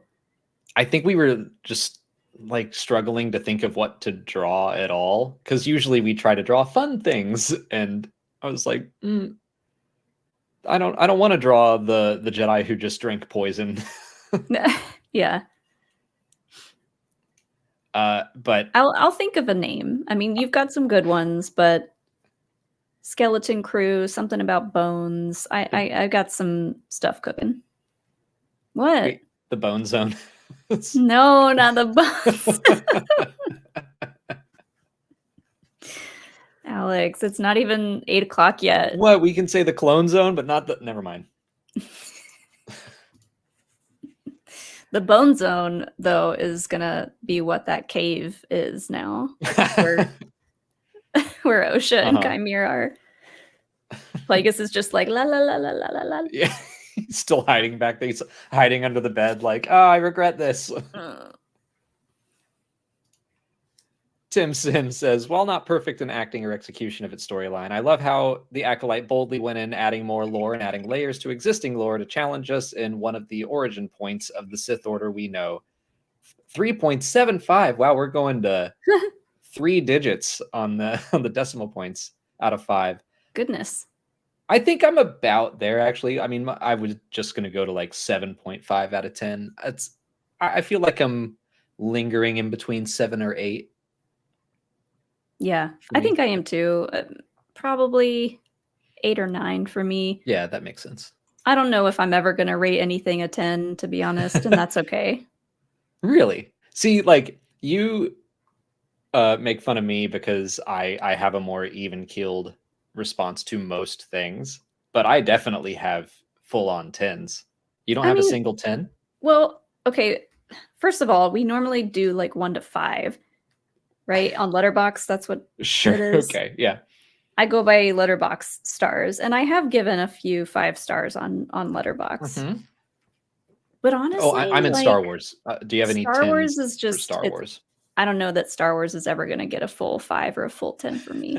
You got to Really? really work for it. You're just like, impress me. But if Acolyte had gotten a few extra episodes and some of the stuff in the show had been fleshed out a little better, I may have given it a 10. What's weird though is I feel like overall you would probably rank things higher than I would. Yeah, but there's something about that perfect score that I'm just like, no, not quite. That's interesting. Tim Sim had another super chat here. As I don't mind seeing a second season for The Acolyte, I highly doubt it will because it's facing a harder path to greenlight season 2 than Ahsoka due to unwanted toxic fallout and how this deeply divided fan base again. Yeah, I honestly, I think any engagement is good engagement as far as they're concerned. So the fact that a lot of people hated this show, hated it, quote unquote, wanted to hate it, made money hating it, they don't care. If it got good numbers, they're going to renew it for another season. Yeah, honestly, like the whole it's divided the fan base. It's like it divided a fraction of the fan base online. Like you have to remember that the way people engage with Star Wars, like I don't if you're here right now in this chat, like you're already a subset of people. And that's great. We're glad you're here. But like most people will watch a thing and be like, all right, I'm done with that and I'm moving on with my life. And then there's a group below that that will watch a thing and then listen to a podcast or watch YouTube about it or tweet about it. And then there's a group beneath that that wants to like be in the chat and discuss it online. Like we're so far down the funnel, really. Like most people do not engage on this level. They just don't. So I mean, yeah, the super high ups, the executives of Disney, all they want to see is how many people watched it. They don't care what they thought of the show.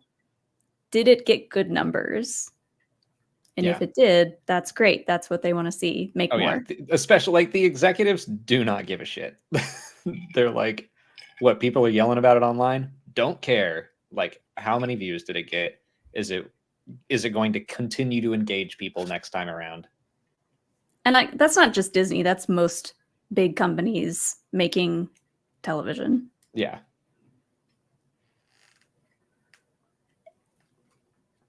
But Jason Kenobi says, I love the show. Kind of speaking to that, I love the show, but have never been attacked as much as I have for enjoying this in some discussions. Why do you think there's so much hate for the show? Was it perfect? No, but it was new and took us in a new direction. I think that there are perfectly legitimate reasons to not like the show. That some of it, like, I agree with. I don't think the writing was perfect. I think that there was a lot of things that could have been done better.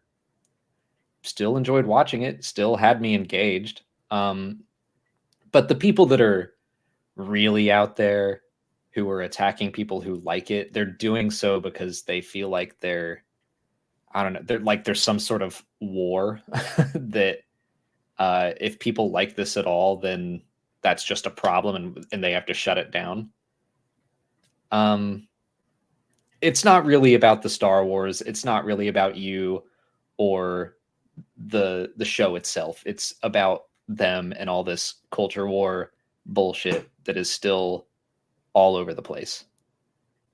Yeah, but when you turn things like racism and sexism into part of your religion, part of your personality, part of your politics, anytime that kind of stuff gets thrown at you, it's going to be, oh, this thing is against my values, my core values as a human, and I'm going to attack it as much as I possibly can. And that's just really sad. Yeah. Because people feel threatened that there's Black women on their television in their Star Wars. And that like is insane to me. Or that a lesbian woman made a Star Wars, and it's just like I don't even think they did anything in the show that was like one woman touched another woman's cheek once, like that was it. That's what you're going to get riled up about. Yeah, but a single tweet that just says there's lesbian witches in Star Wars now, that's going to be a hit, baby. That's going to get a lot of engagement, which ultimately means nothing, but lonely people see clicks and likes and replies as friendly engagement, you know. So you get it where you can, I guess. Yeah. It is we've talked, I don't want to linger on this too much, but like we've talked about how just online interaction, you know, we grew up in the 2000s and we didn't have social media growing up, but like kids today, I just don't even know what it must be like where your life is on Instagram. And I think that it would really mess me up if I had to put my whole social life on there, and that if all my friends didn't like my post, I don't know. I feel like all of that and how you would view your life as like engagement online, that's got to be a factor of some bit. Yeah. Now I'm just talking out of my ass and I don't really know what I'm saying. So the one more thing, and then we can move on from this. Someone in the chat brought up something that made me remember in one of the interviews of it wasn't like a big news space. It was like some podcaster or blogger or someone asked Leslie Headland in an interview, like, how does it feel to know that you've made the gayest Star Wars? And even though I love that question, I would never have asked that to her in a formal interview setting, because there's no good answer for her to give to that question that's going to look good on the internet for her. And she didn't put any kind of like gay agenda on this show. She herself is a gay woman, yes, but like, how is this show the gayest Star Wars thing ever? I mean, High Republic is. I was going to say that person hasn't read the High Republic books. But I just felt so bad for her because she handled it great, but she was like, did I do that? You know, I just made what I think is a great show. And, you know, if you connect to it and are happy and think it's gay, then it is, and great, you know, but that just is just one of those things that spread like wildfire. And then everyone just assumed, oh, well, there's another gay agenda in my Star Wars and I hate it. You know, they didn't even give it the time of day because of that interviewer's question. The agenda. Anyways, we can move on. Sorry, I'm still working on my drink here, so I will only get sassier. The night is honestly kind of young, so here we go. Last episode of the show. Let's do this. D in the Machine says, how does Kair hear and see out of the sense-depriving helmet? It's force resistant too, so what up with that? You know, before today, I was kind of like, I don't think the helmet is force resistant. The way he did say to Soul, like, oh, and like, I'll take it off and let you read my thoughts. No. Still a line delivery I love. I just thought it was more about letting him see his face, and then like that would be how he could read his thoughts. But when Vernestra showed up and he was like, "Bloop," and put that helmet on, I was like, I think that might block out mind reading. It's kind of like Magneto's helmet. Okay, well, I really hope if and when we get a story between Chimera and Vernestra, I hope they include some sort of bit about Vernestra reading his mind. That would be cool. I mean, that would relate it back to The Last Jedi pretty well, of Luke sensing Ben's thoughts and then jumping immediately to, the worst. And maybe Vernestra did something similar. Yeah.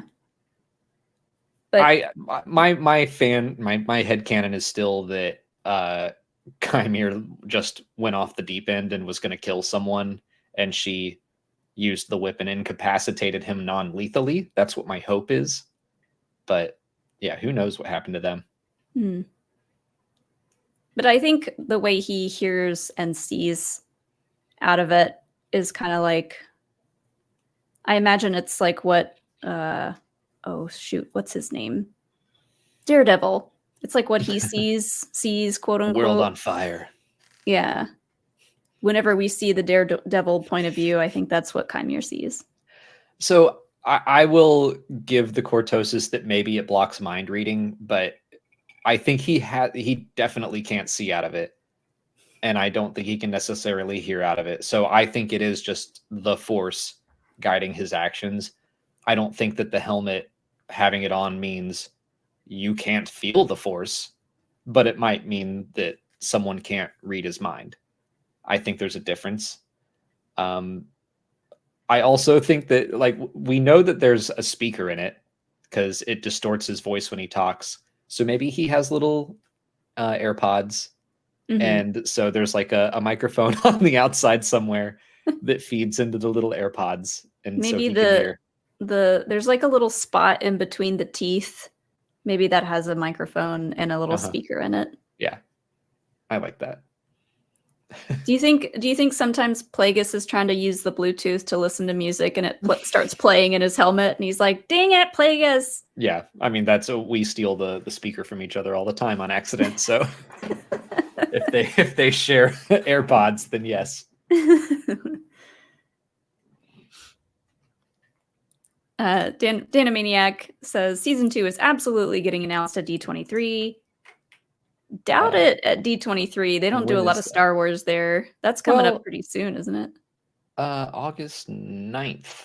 Oh, that is soon. I mean, I would love that if that happened, but that seems awfully soon. I mean, I hope if they're gonna do it, they do it soon. But Ahsoka, I looked this up last night. It took about 3 months for them to announce a second season of Ahsoka.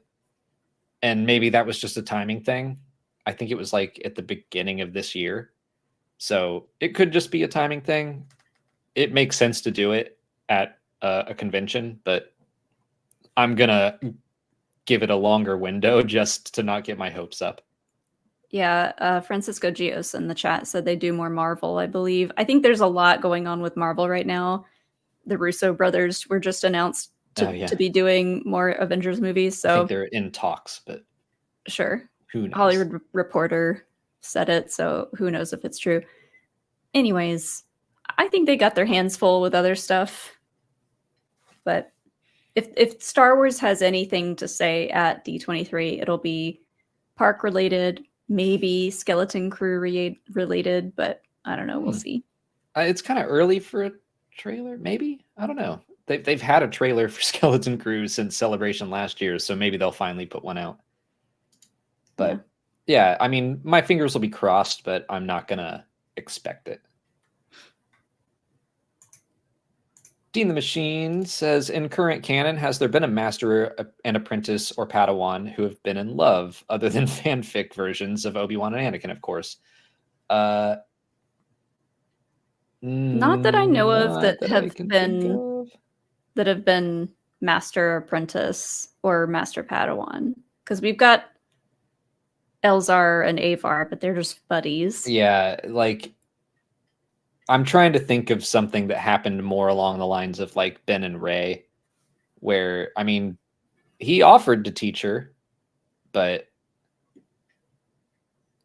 I can't think of anything. It definitely seems like more of a Sith thing because the Sith are more they'll train older people. So no, this is Legends. So I was good in the Darth Bane trilogy. He kind of had a flirtatious relationship with what's her name? She had the light whip. There was a Sith that was kind of helping him out, but they were also competing for power. So it was a fun dynamic, but Githany, thank you, Snow and Blood.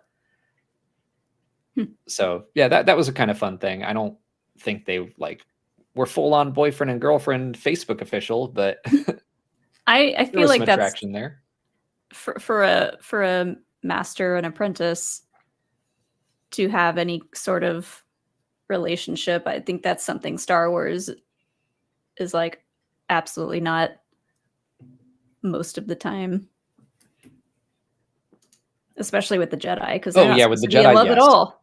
Right, Jedi. Yeah, I'm trying to think more Sith, because I do think they're going to head that way with Kair and Osha. Oh, Phantom Otaku just says, quick shout out to the mods. Thank you. Yeah, the mods were doing work for the first hour of this show. Thanks, mods. Somebody got a lot of time on their hands to be spamming our chat. It's silly. Joel Davis, if Acolyte gets a season 2, will the streaming demands and writer's room be changed? Same for Ahsoka season 2. I'm not going to hold my breath. What do you mean by streaming demands? I guess I'm just expecting that the writer's room would stay at least similar. I don't know if the exact same writers would come back, but I'm not. I think they would use different writers, maybe bring back some and get a couple new faces in there. That I think is pretty standard. I believe Andor season 2 has some of the same writers and some new writers. It probably depends on availability as well, but I'm expecting that a second season for Ahsoka and Acolyte would still just be 8 episodes. Maybe they could fight for more, but I'm not going to hold my breath. I think if Acolyte gets another season, I hope at least it's 10 episodes. Ahsoka, because Filoni is getting a movie, I'm fine with Ahsoka being still 8 episodes or shorter. I think they're both probably going to be 8 episodes. I'm like, I don't want them to go shorter with the series. I get what you're saying because like her story will get wrapped up regardless, probably. Acolyte, if it spills into the movie that he's making. I don't know.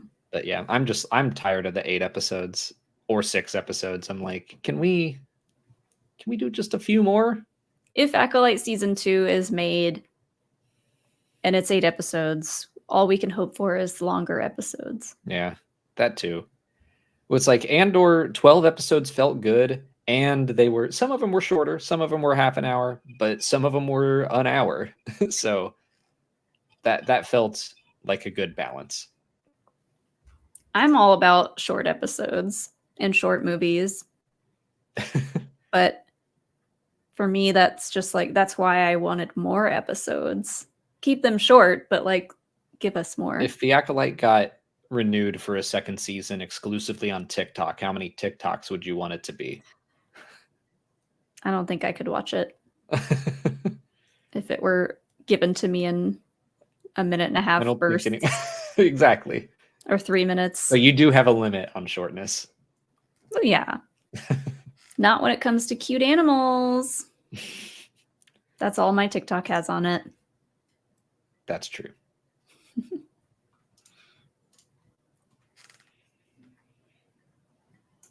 Francisco Gios, thank you for the next super chat. The finale was so unique and action-packed, especially after they showed the Sith Master. Also, do you guys notice on the timestamp at 11:56, we see his hand. After that, no more than 12 minutes, they showed his face. I don't understand. I mean, maybe they're On the just commenting timestamp. like that we didn't see him for very long. But yes, we saw the hand first, and then we see his creepy little face. Yeah. Maybe some people missed the hand. The hand was the best part, honestly. Yeah, little spooky. I'm just peeking. He's like, "Where are you going? It was your turn to cook." He's like, the internet went out again. Kair, I don't know how to turn it back on. I don't know how to reset the router. I like the idea that Plagueis is a boomer. Can't do anything for himself.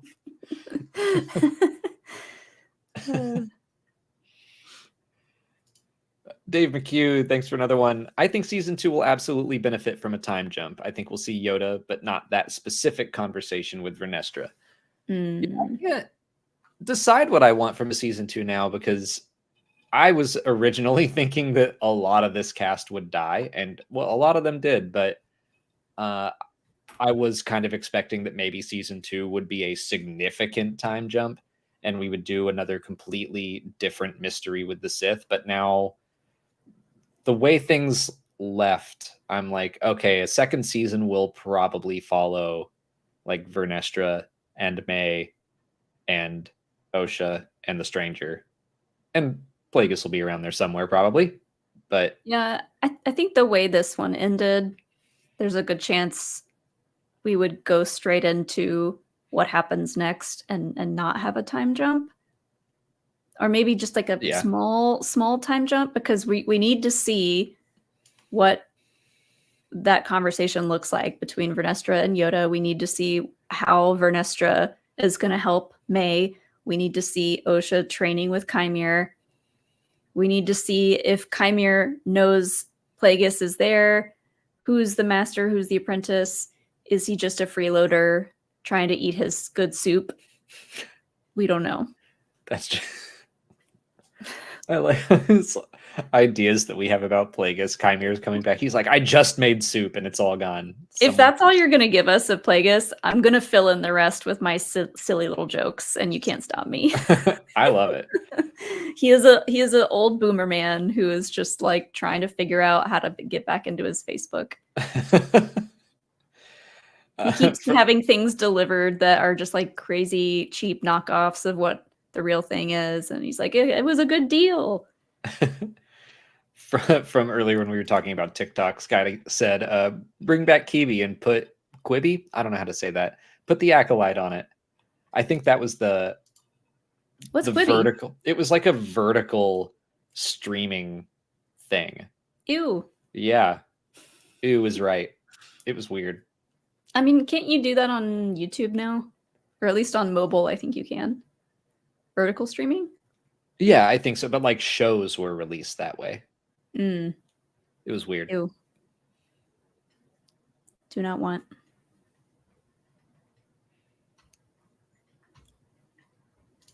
Dave McHugh, thanks for the next one. I think season 2 will absolutely benefit from a time jump. Wait, we just read that one, did we? Mm-hmm. Kitty has the next one.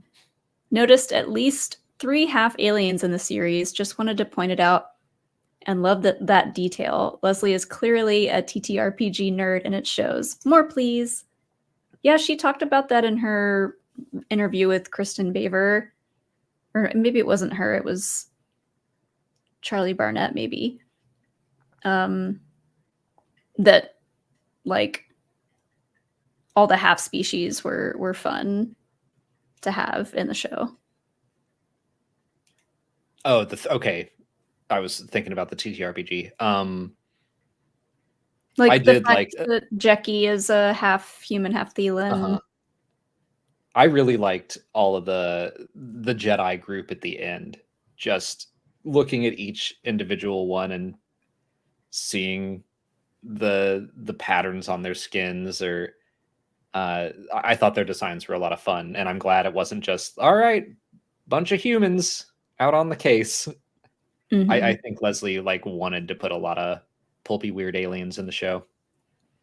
And yeah, the TTRPG side is so cool. I love that Yord, I don't know if it's if the name Yord Fandar was from her previous campaign, or the idea of like a try-hard Jedi character, or both. But knowing that he was inspired by a character in one of her previous campaigns, I'm like, I like that a lot. Yeah. Dean Machine, thanks for another one. So why is Avergence important? Is it good, bad, or otherwise valuable? From what I gather, it's mysterious, but do the Jedi have a Starfleet-like mandate to investigate anomalies? I don't think it's inherently good or bad, although it does seem like most Vergences wind up being dark side affiliated. There have been light side Vergences as well, but maybe that's why they're like, we should go check this out and see how it's feeling. What's its vibe? Yeah. Well, yeah, because if it's dark side, they're going to be like, we should create a perimeter and maybe put some signs up or something. I don't know. And if it's light side, maybe they would want to use it for something. Yeah. But I think it's anything force related is something that the Jedi are just going to want to look into generally. Well, they didn't know for sure there was a Vergence there when they went to Brindok, but they were like, it's strange that this planet is healing so quickly. Let's go check it out. But yeah, I think it all still just comes down to power and the idea that, okay, there's a powerful source of the Force and we need to go look at it. And if we can, we will try to control it. Like the Jedi Temple is built on top of a light side Vergence. And they're like, this is ours. But where is the Sith temple in all of that? Down at the bottom of it. It's down interesting. Even lower. Mm-hmm. So how is there a light? Wait, is the light side Vergence on top of the Sith temple to balance it out? Maybe cancel it out. The temple is built on top of a mountain peak, and the mountain peak is a light side Vergence, but underneath that mountain is a Sith shrine. So there's a whole lot of Force stuff going on there. The Jedi Temple is up here? Yes. There are mountains on Coruscant? Yeah, but like the city is built up. So what's it? Umate, the mountain in The Mandalorian, where you can just see the peak of it. And they showed it in The Mandalorian season 3. No. And what's her Where face? Is it? It's on Coruscant. And yeah. Where they had the glowy popsicles. Yes. And she tried to get him to touch it, and they were like, don't touch that. So yeah, there are mountains all over Coruscant, but the city is built up high enough that you can't see them. Boo.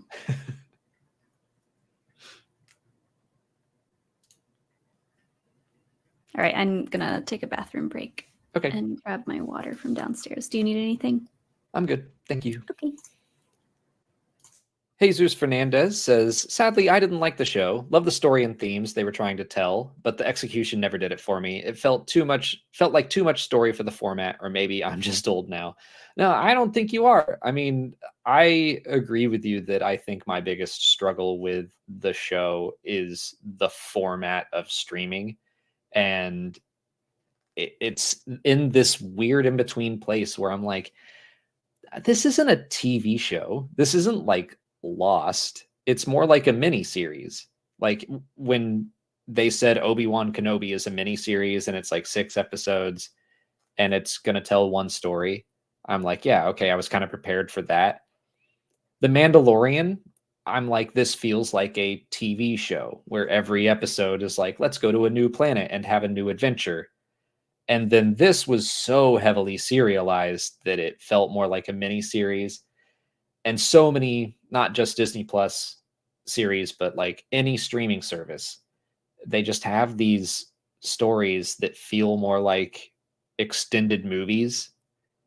And I don't know how to feel about it, because like I miss shows like Lost or The X-Files, where we could spend a lot of time with these characters and really dive into the mysteries.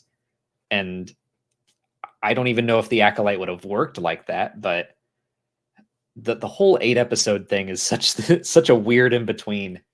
And I wish there were more episodes, or I wish it were just a movie. I wish they would like pick a lane, I guess. But we're probably the same age, because like I feel the same way about the streaming format. And there definitely were some execution things for me that I think they could have pulled off better.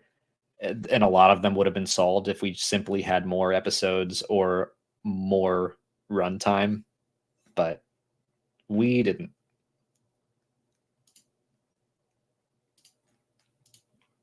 Danamaniac, thanks for another one. I haven't had a finale reward my ship like this since Korra ended. Oh man, we got to watch Korra again.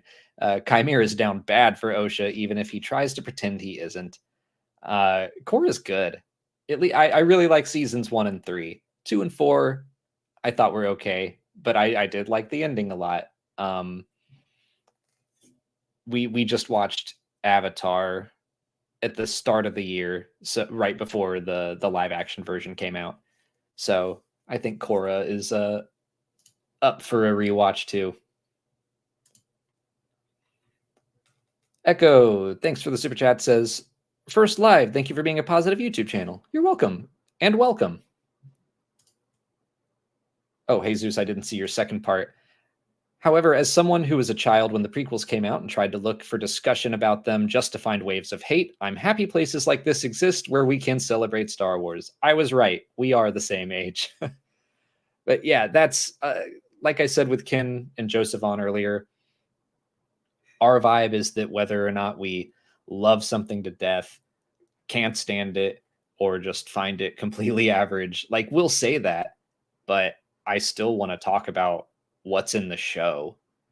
My kind of self-imposed mandate when I started the channel almost 10 years ago, when prequel hate was still pretty prevalent online, I was like, I'm never going to make a video, or at least I'm going to try not to make a video where someone, and at the time I was thinking prequel fans, where a prequel fan comes in and feels bad that they watched it. And they feel bad that their favorite thing was being shat on. Like, I just don't have any interest in doing that. And I'm going to continue to hold to that, because no matter what I think of any given new Star Wars story, someone out there loves it to death. And that's who I want to make videos for. Gearless Moda. Oh, I'm sorry I didn't see this earlier, but thank you so much for the incredibly generous super chat. Great points made. Keep up the great work, Alex and Molly. Thank you, Gearless. I wish I had seen that. I would have said thank you earlier. Mr. Doctor says, making Plagueis immune feels like we're one step closer to getting a Bith Sith. I mean, you're not wrong. I was kind of preparing myself for, if we ever saw Plagueis again, that he wouldn't be immune. I felt like Lucasfilm was going out of their way to not depict him in anything.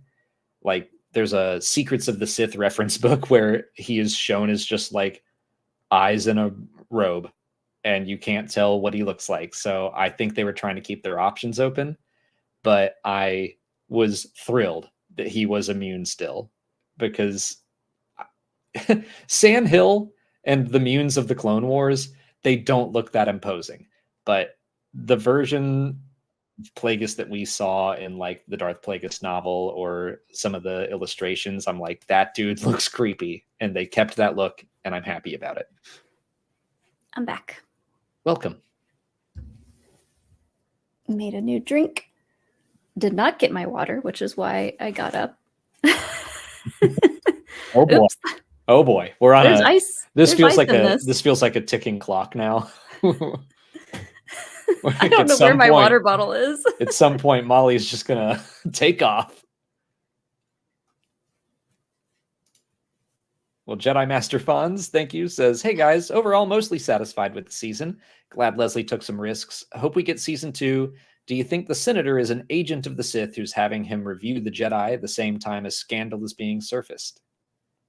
I don't think the senator has anything to do with the Sith. I think he's just a senator, which typically means you could lean more dark side, but I think he has his own selfish motivations for looking into the Jedi and then making it a super big deal and having the Senate get involved. I could potentially see it being like a manipulation of the Sith. I don't think he knows he's a Sith agent, but it's possible that someone put the idea into his head that, like, hey, you know, a good way to make some political waves could be he go to mask if they're going to keep all of that story about Plagueis, because he had some power and influence. He was a big part of the banking clan. So he may have just been like, hey, we are already bribing you, Senator Rayencourt. You want to know what else we would bribe you to do is maybe go cause some problems for the Jedi. Maybe they need an external review. What do you think? I didn't bring up how much I loved the senator because of how Ken felt about him, which is absolutely fair. Well, Ken loved him too. He said, yeah, but I loved what he said, and I thought what he did. I mean, yes, it's probably for selfish reasons, but just because we've never seen anyone talk to the Jedi like that, I was kind of like, ooh, I like it. I like to see it, because there are real life institutions that, not by the Senate, but could use a couple checks and balances like that, right. You know? Oh, I'm with you there. Like it brought back all the feelings of season 3 of The Mandalorian, where we were going all in on the armor and just talking about like these institutions and these rules and like, who are they really serving? Yeah. So yeah, like I very firmly believe that the Jedi are the good guys, but it's easier to be a good guy when you are Obi-Wan Kenobi, like on your own, and you know the Force is telling you specifically this is what needs to be done to serve the light side today. But when you have a council that's then serving 10,000 Jedi and they're all debating, well, this is what the light side told me, this is what my instincts tell me, like now you're debating and you're not just doing the good thing. So like the whole institution of the Jedi Order is where things start to hit problems. I still think they are 100% the good guys. It's just that it's a really hard thing to do, to guide 10,000 good guys into doing the right thing. And with 10,000 people, there are going to be mistakes made. Yeah. And I've said it before, but I don't really like the term good guys. I think they are guys who do good. Yeah, I like that more. And not just guys. They're just people who do good, and they choose to be and do good deeds and live good lives. No one is just inherently good or bad. And it's really complicated, and that's why I love this show. Mm-hmm. It's the whole thing about being a Jedi is that it's not easy. You're not always going to succeed. And I think the Sith look at it and they're like, well, you did something wrong. Like, why not just embrace that and do everything wrong? Like, what's the point of even trying? And the Jedi are like, no, we are going to keep trying, even though it's insanely difficult. Yeah.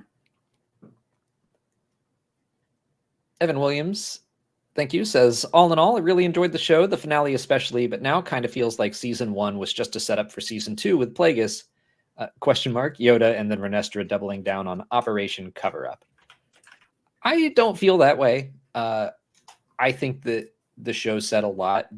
I think there's definitely more to say.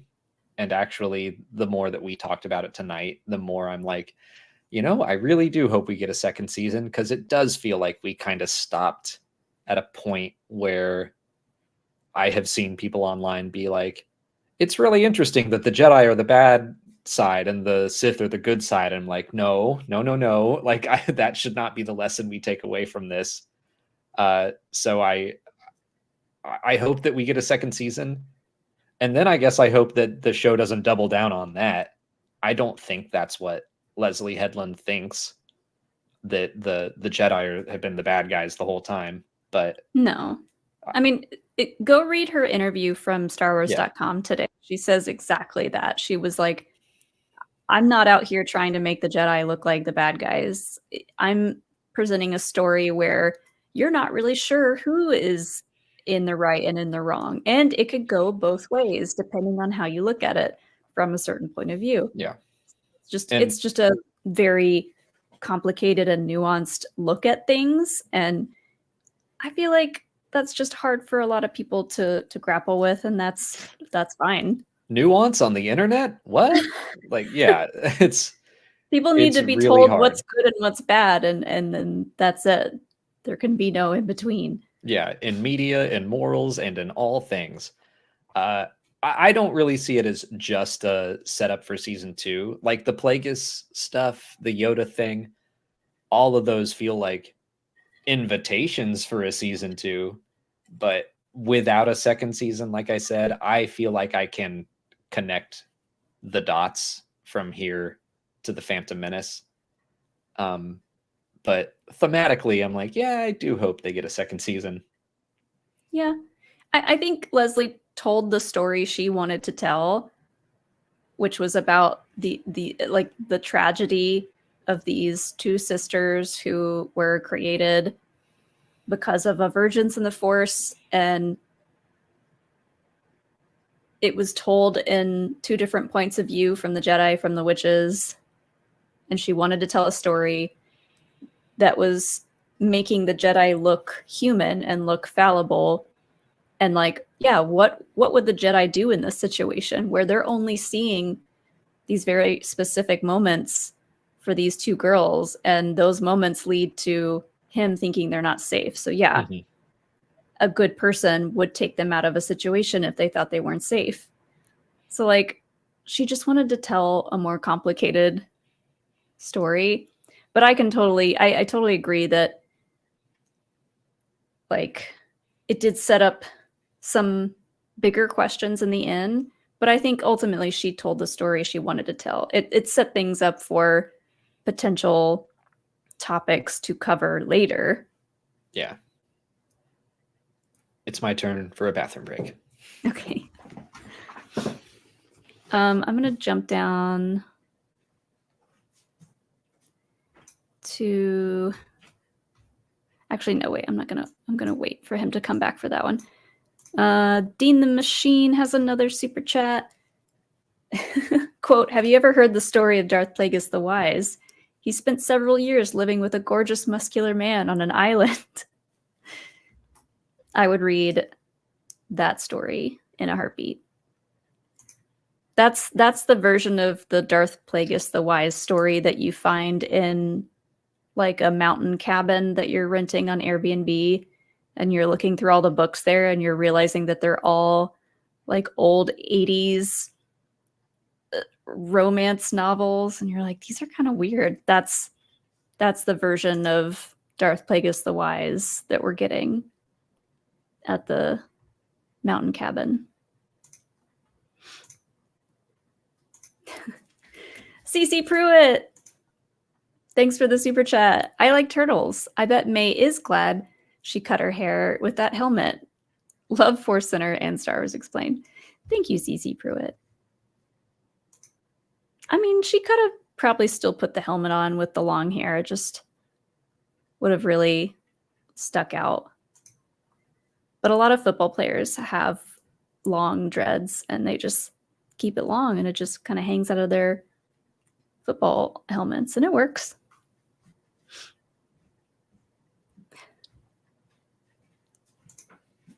Katie Robinson, Leslie Headland, and Rebecca Henderson are the actual lesbian space witches we all deserve. Talk about a power couple. Also, I love that you guys are not only great fans, but just good people. Oh, thank you, Katie. You only see us here. We're terrible people. I know, I was going to say. Just awful. Hopefully anyone who has met us in real life will attest to us being good people, but you never know. try to be. Give me a couple but it's more. hard. Give me a couple more of these. I will not be a good person. About to be terrible people.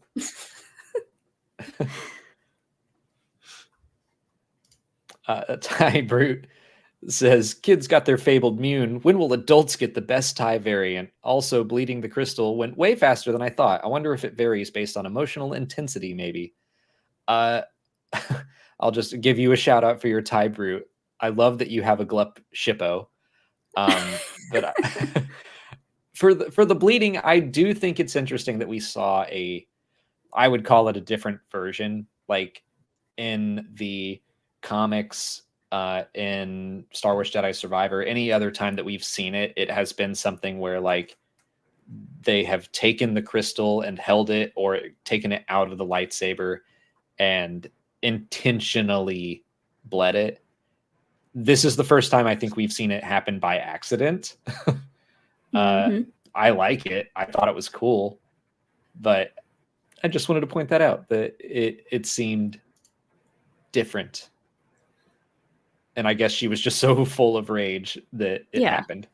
I mean, if you found out almost your entire life is based on a lie, and you put all your marbles into the Jedi are good, I'm meant to be a Jedi, I made the right decision, the Jedi were protecting me, and you find out everything about that was a lie.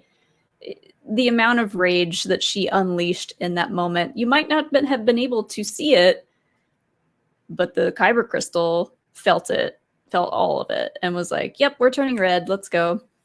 Yeah. Actually, that's works well with Esteban Benitez. Says Anakin's crystal didn't bleed during the Sand People or Separatist slaughter. Vader failed bleeding the crystal before. Is Osha stronger in the dark side? I think that I mean, like I said, Anakin had to. This was the first time we ever learned about bleeding, so I would take that into account. That Charles Soule wanted to show it as like, this is what it is and how it works, and showed it in a purposeful way. Now that it's been established, I think that for the case of the Acolyte, they wanted to make it very clear that Osha was falling to the dark side. And I think that's more what that was about, rather than saying like, oh, it happened accidentally, or it has to be a specific ritual or whatever. I think it was just a cool visual way to show people who have no idea what bleeding is that like, oh, she just turned her lightsaber red, and that's kind of rad. I don't think it means that she is stronger or weaker in the dark side or anything.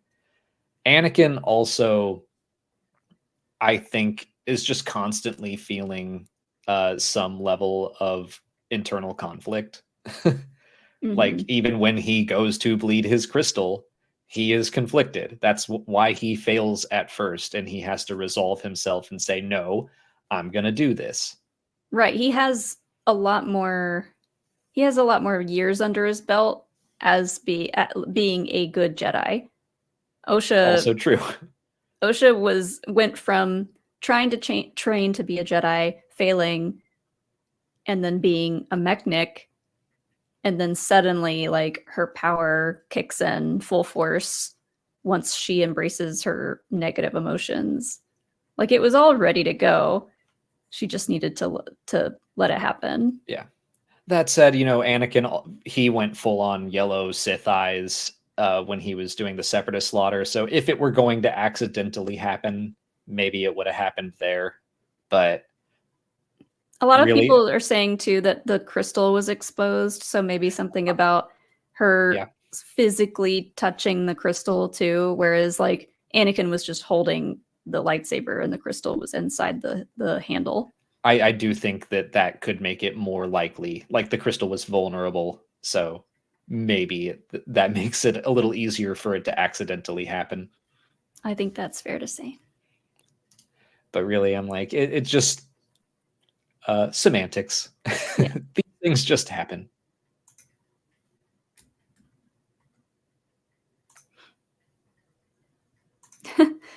I read this as something else. Lord Husk, thank you for the super chat. Are we keeping you from sithing? Nope. I'll sith right now in front of everyone. I'm sithing right now and loving it. I don't even care.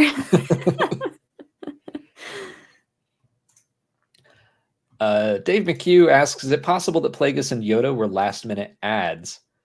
I mean, I know that they can work fast with visual effects and stuff, but no, I doubt it.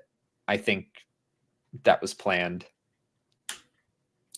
From what Leslie has said to us in the past, I think she always planned for Plagueis to show up at some point.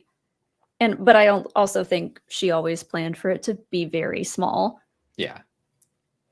Just I like think a little it was in the roundtable interview we got to do last week. She was talking about Easter eggs and stuff, and she was like, the big thing I wanted to do happens in episode 8. And I think that has to be it. Yoda could have been a last minute ad. It did look like they just grabbed the Last Jedi puppet and plopped it down. I don't know that really affects how good the finale was, but I think it does help balance out Plagueis nicely, though. Yeah. Darkness rises and light to meet it. Yoda's like, what the heck is going on? Do I need to get involved? The Wi-Fi's out again.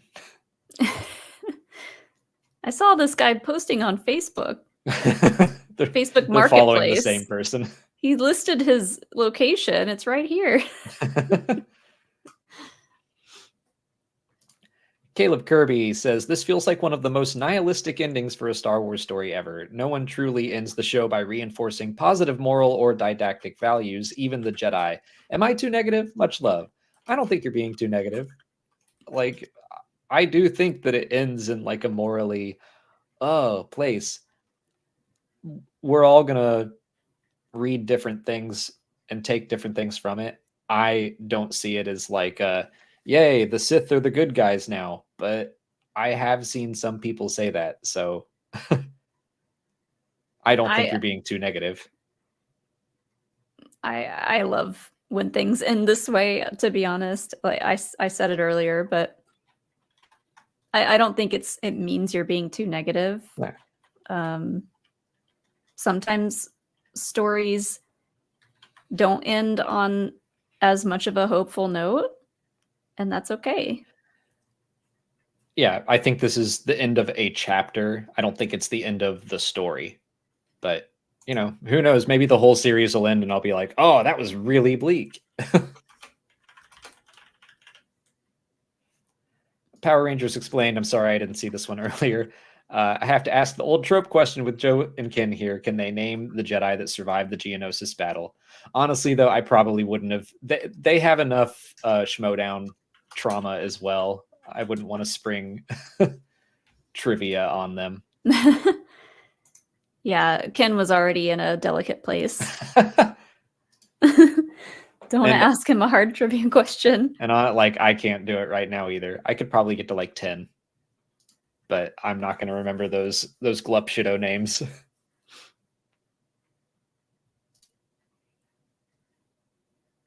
Oh, well. We didn't see all of the super chats that mentioned Ken and Joseph, but that's what I was just talking about. Yeah. Miranda here. So when did Kymir's helmet go when they were on? Where did Kymir? I'm losing it. Where did Kymir's helmet go when they were on the way from the ship to the fortress? He didn't seem to have it in hand when they were at the door, and then he was wearing it on the other side. Summoned by magic. Cheers. I think he was probably holding it like down by his side. Could be attached to his hip or something under his cloak. Yeah. I'm just going to go. Cloak. I've talked about the prop fairy before, and I'll say it's the prop fairy again. How did Kylo Ren's helmet get off a Starkiller base and onto the Supremacy prop fairy? Someone, little magical being, took it and gave it back to him. Yeah. Just sometimes these things teleport around. It's the same way in Lord of the Rings. That ring will pop on and off the chain around Frodo's neck like that. Sometimes it's there, sometimes it's not. Sometimes he's just holding it, and sometimes he's holding it with a chain. Like, well, that's a magical ring. well, this it is a goes magical wherever helmet. It wants to go. This is a magical, mystical helmet too, that also turns you evil. I do like the idea that he could hook it to his, like, hang it off of his belt, maybe, because he did have that big poncho on. Mm-hmm. That would cover it up. Like the Jeans guy did it. Jeans guy. Hey, Gio Flores says, love the finale. It really stuck the landing for me. If we hopefully get a season 2, what are your burning questions you would love answered? Now it's what's Plagueis' Wi-Fi password? Mine is just what went on with Vestra and Kair. Yeah. That would be my real answer. Just and what went down. Joseph made me realize that, yes, I do want to see some sort of happy ending for the twins, but I am not confident that there is one. Just knowing that they were created by some sort of like dark-ish magic because of a vergence, and there's the same person. I feel like that just set them up for kind of a lifelong tragedy. Yeah.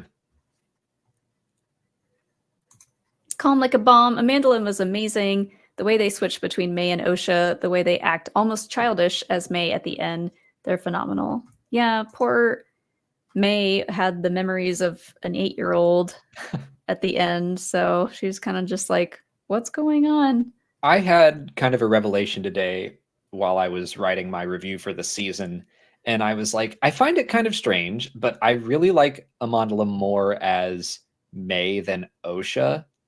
And especially in the earlier episodes, I kind of, by the end of the season, was like, okay, I like Osha as well.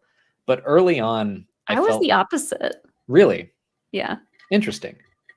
I feel like in the earlier episodes, Osha was just like telling these jokes to Pip or Jecki that they just weren't really landing for me, and they seemed not genuine. And then I was like, oh, well, I guess they're not really genuine, because she's saying all this stuff to mask all this pain that she's hiding. And it was just simple stuff, like when she was talking about being a mech and like, well, I have a better personality than a droid, and I'm more flexible. And I'm like, okay, like, that's kind of cute, I guess. And now I'm looking back at it, and I'm like, I don't know, that's how I felt. But now I'm looking back at it, and I'm like, oh, well, this poor girl is hiding so much pain, and maybe that's why the jokes weren't landing for me. Do my jokes not land when I'm hiding pain? How much pain are you? Are you hiding that much grief? I'm a woman. I'm always in pain. Fair. It's just a level of low versus high. Just kidding. I know. That's crazy, though, because like May had next to no personality until later. I disagree with that. I mean, she didn't have a ton of lines, but I really saw her vulnerability. Like, she was really trying to fight these Jedi and was failing, and then she looked scared.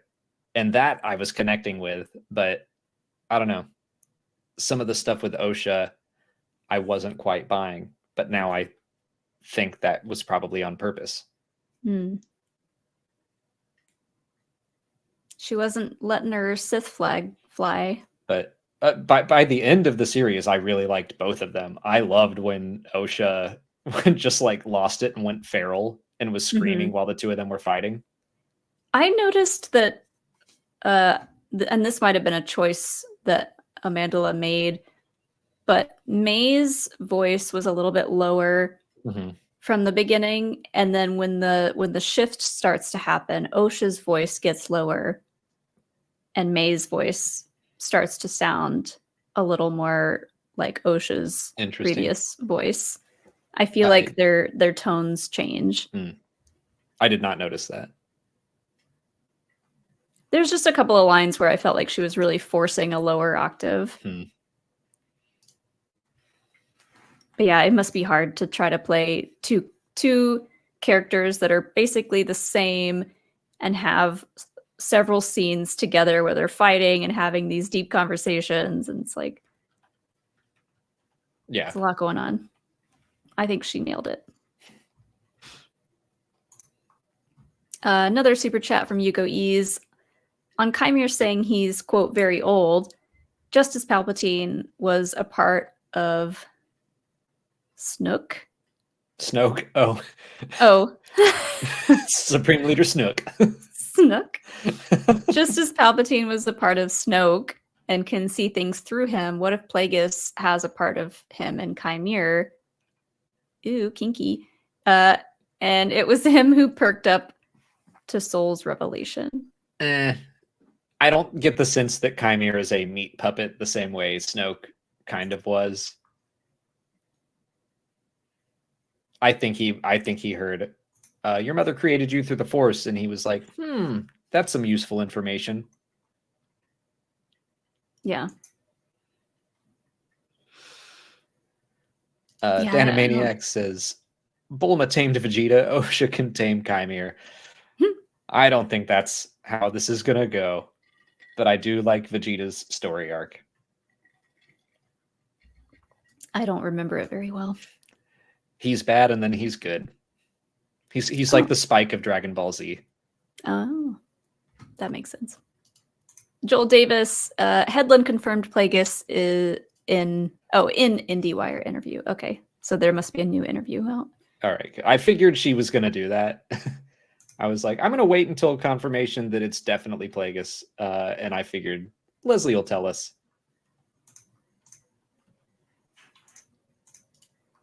Lord Hosk says, everyone asking, does Plagueis know X? What if Kair is replacing Tenebris as Plagueis' master and is breaking the rule of two by apprenticing Osha? I think Kair is too young to be the master, and Plagueis looked too old and creepy to be the apprentice. It's if he's Tenebris' apprentice and he's even older and creepier, then I'm down. But what does a young Mune even really look like? I don't know. It's hard to tell because he was in the shadows, but I think he looked not young. Agreed. Old and creepy is how I described him. Yeah. Brandon Summers, I think we're going to pick up the pace a little bit more because we are running late and we got to eat dinner at some point tonight. Brandon Summers, I liked the show overall. I enjoyed the expansion of Star Wars canon, but I particularly liked the Sith tidbits that we got. Loved the saber fights, was hoping for more of a mystery, though. Screamed when I saw that character on screen. Yeah, I guess the mystery was more surrounding Kair. Well, and I think that it turned from like a whodunit. When we were going into this, I think we were all like, oh, who's doing the murders or who's behind it all? And really, it was more about why the murders were happening. I agree that I was kind of expecting some more twists and turns and revelations, like an Agatha Christie book or something, but I was into the mystery surrounding Brindock, so I will take that. And the saber fights were great. Osha's gonna love some Sith tidbits too. Oh. Sorry. Tim Sim, thank you. So speaking of wanting variety, is it unfair to say that every Star Wars show needs to meet the writing and nuance quality of Andor regardless of tone? Oh my gosh. Can we not put Andor on such a pedestal? Like, yeah, I guess I do think it's unfair to say that because not everyone loves Andor and not everyone wants Star Wars to be like that. And I do think it's my favorite of the live action Star Wars series, but I don't want it to be Andor all the time because it's a heavy show. And I don't want everything to be the fun, pulpy craziness of The Mandalorian all the time either. Like, again, that's part of the variety. Yeah, I loved Andor. Don't get me wrong. It is one of my top Star Wars shows. But you're right. I wouldn't want to watch it forever. Like, I don't want every Star Wars show to feel like Andor. That would get exhausting. and it would not be fun. Andor was not a fun show. Like I do Period. think that it has writing and I mean, great B2 writing, Emo great- made it fun. Yeah, I gotta say I that. mean, a little bit. He was also very sad. Like Yeah. the writing's great. It's also nuanced. I agree, but like I also enjoy I would say the Mandalorian is just more simplicity, but there's comfort in that. And I'm not saying it's not complex, because it actually does have some really great scenes with great symbolism. Yeah. But yeah, like not everything has to be to this one standard that some people have deemed. This comment says it all from Law. My son can't follow Andor. Yeah, like we need some Star Wars shows that are for more all ages. Not saying that Acolyte. I think Acolyte is definitely for an older audience, but agreed. we need some of that silly, pulpy stuff in there too. Ice says, that was certainly a finale, a great end to the season. Some stuff I have reservations on, but overall, I think the show went out on a high note. I agree with what you said, Alex. This ending felt more definitive than Ahsoka. There's more resolution for the most part. That said, #renew the Acolyte. I was going to hold off on that hashtag until I saw how the end went, and I'm like, yep, I'm fully on board now. I would like that. I'd like more. One of the first things, so we always chit chat after we record our reactions, but right before Alex went up to write his review, we were just sitting there and he just goes, I quite liked that. And I was like, 10 out of 10. That means go Alex that far, liked but it. like No.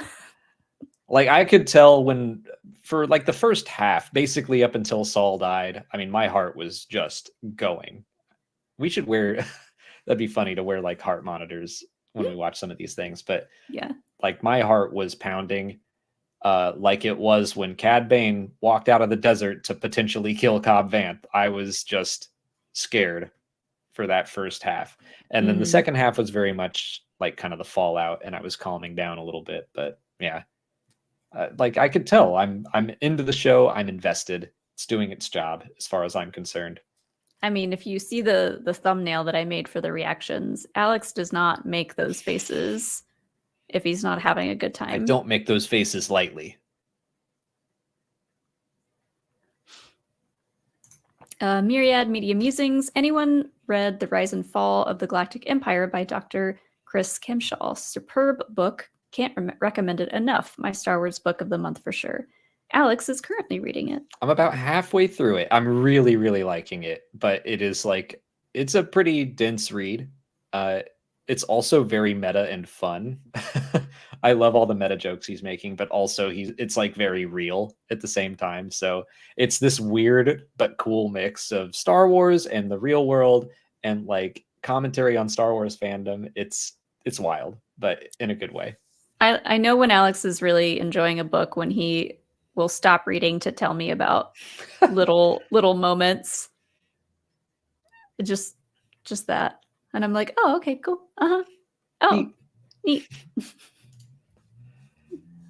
I would like to read it too at some point. That will be our next book club book, which we won't be doing until mid-August, but yeah, we're going to be covering it. Zoralens, thanks for being a member of the 603rd. If we get a season 2, which High Republic book character not from the High Council would you like to appear? Maybe Burry, so we get another Wookiee Jedi. Ooh. I kind of hope Burry is retired. let him rest. And maybe spending some time with family, you know. I don't know. He's been through enough.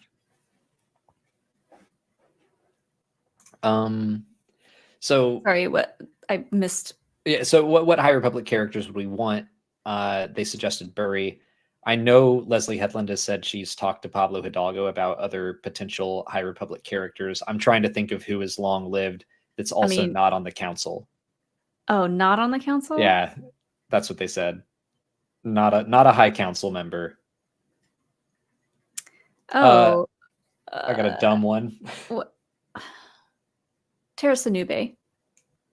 Yeah, I mean, might be on the council by that point. He's on the council? At a certain point, Oh. but not during the High Republic. So Yariel Poof's brother. I was trying to think of a stupid name for it, and I failed because I don't think he has a brother, but in my mind he does. I just want Yariel Poof in more stuff, but he's on the council, so. Oh, who was I going to say? Crap.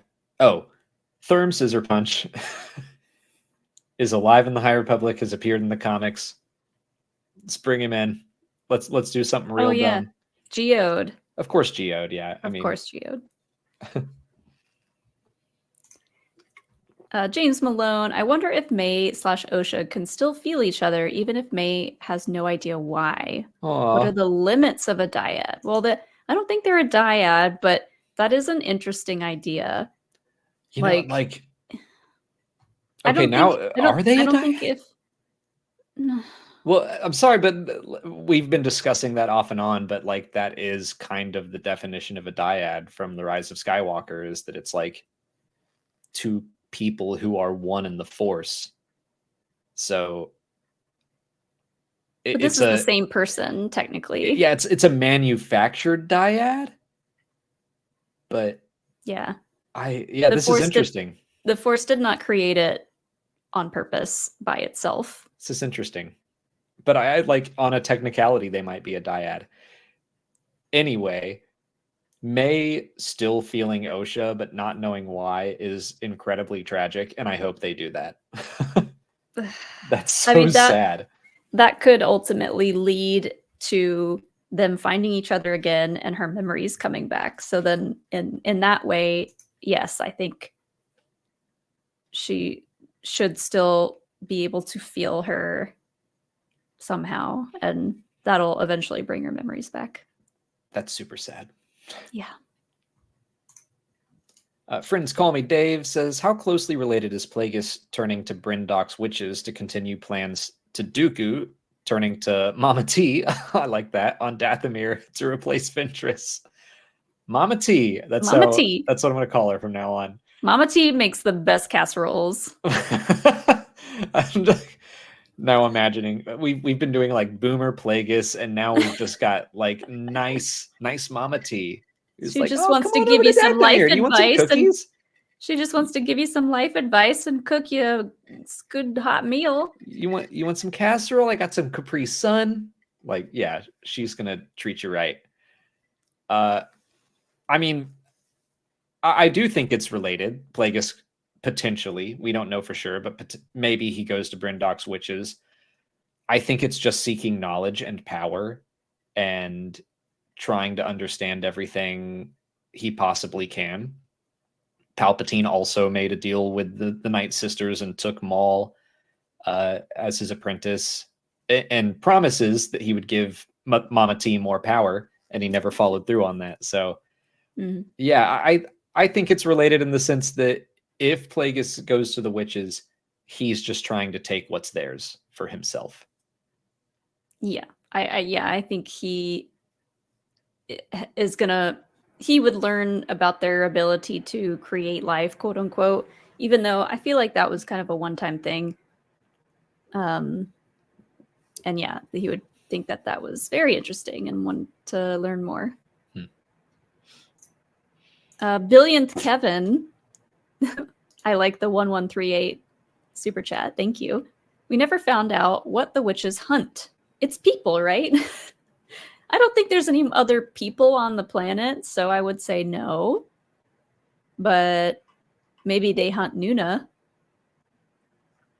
Yeah, that's what I was going to guess. We know that's what Kelnaka cooked for everybody every night that they were there. Yeah. It's either that or they brought like a bunch of frozen Nuna. And that was basically a microwave dinner. They have a Costco in Star Wars, and they went there and they got all the Nuna legs they could buy. Mm-hmm. And they were just like, put it on the Jedi tab. Yeah. I like the idea that Nuna are roaming free, though. Yeah. Ice says, what I feel most conflicted on is Sol and Vernestra. I've loved how this show has humanized the Jedi characters, but I feel like that goodwill has been thrown away now. Kind of a bit. I'm not sure yet. With Sol, I still like him. I still feel for him, but him doubling down on I was right was a bit strange. I felt the point of Anastaea's dying words were so he immediately knew that he majorly messed up. So the fact that he spent so much of this episode insisting he was right 16 years ago was a bit jarring when he seemed so racked with guilt for that mistake. Still, I appreciate his ending. For Vernestra, I'm definitely still on her side. I don't think she's done anything wrong, but the trajectory for the character is hard to grasp with right now. Okay. So I do think there's something that Vernestra says about just over time, Sol's love just continued to reinforce his idea that he did the right thing. And yeah, maybe Vernestra was talking about herself and something she did in that moment, but I think it still rings true that all this time, Sol has been reinforcing the idea that he did the right thing.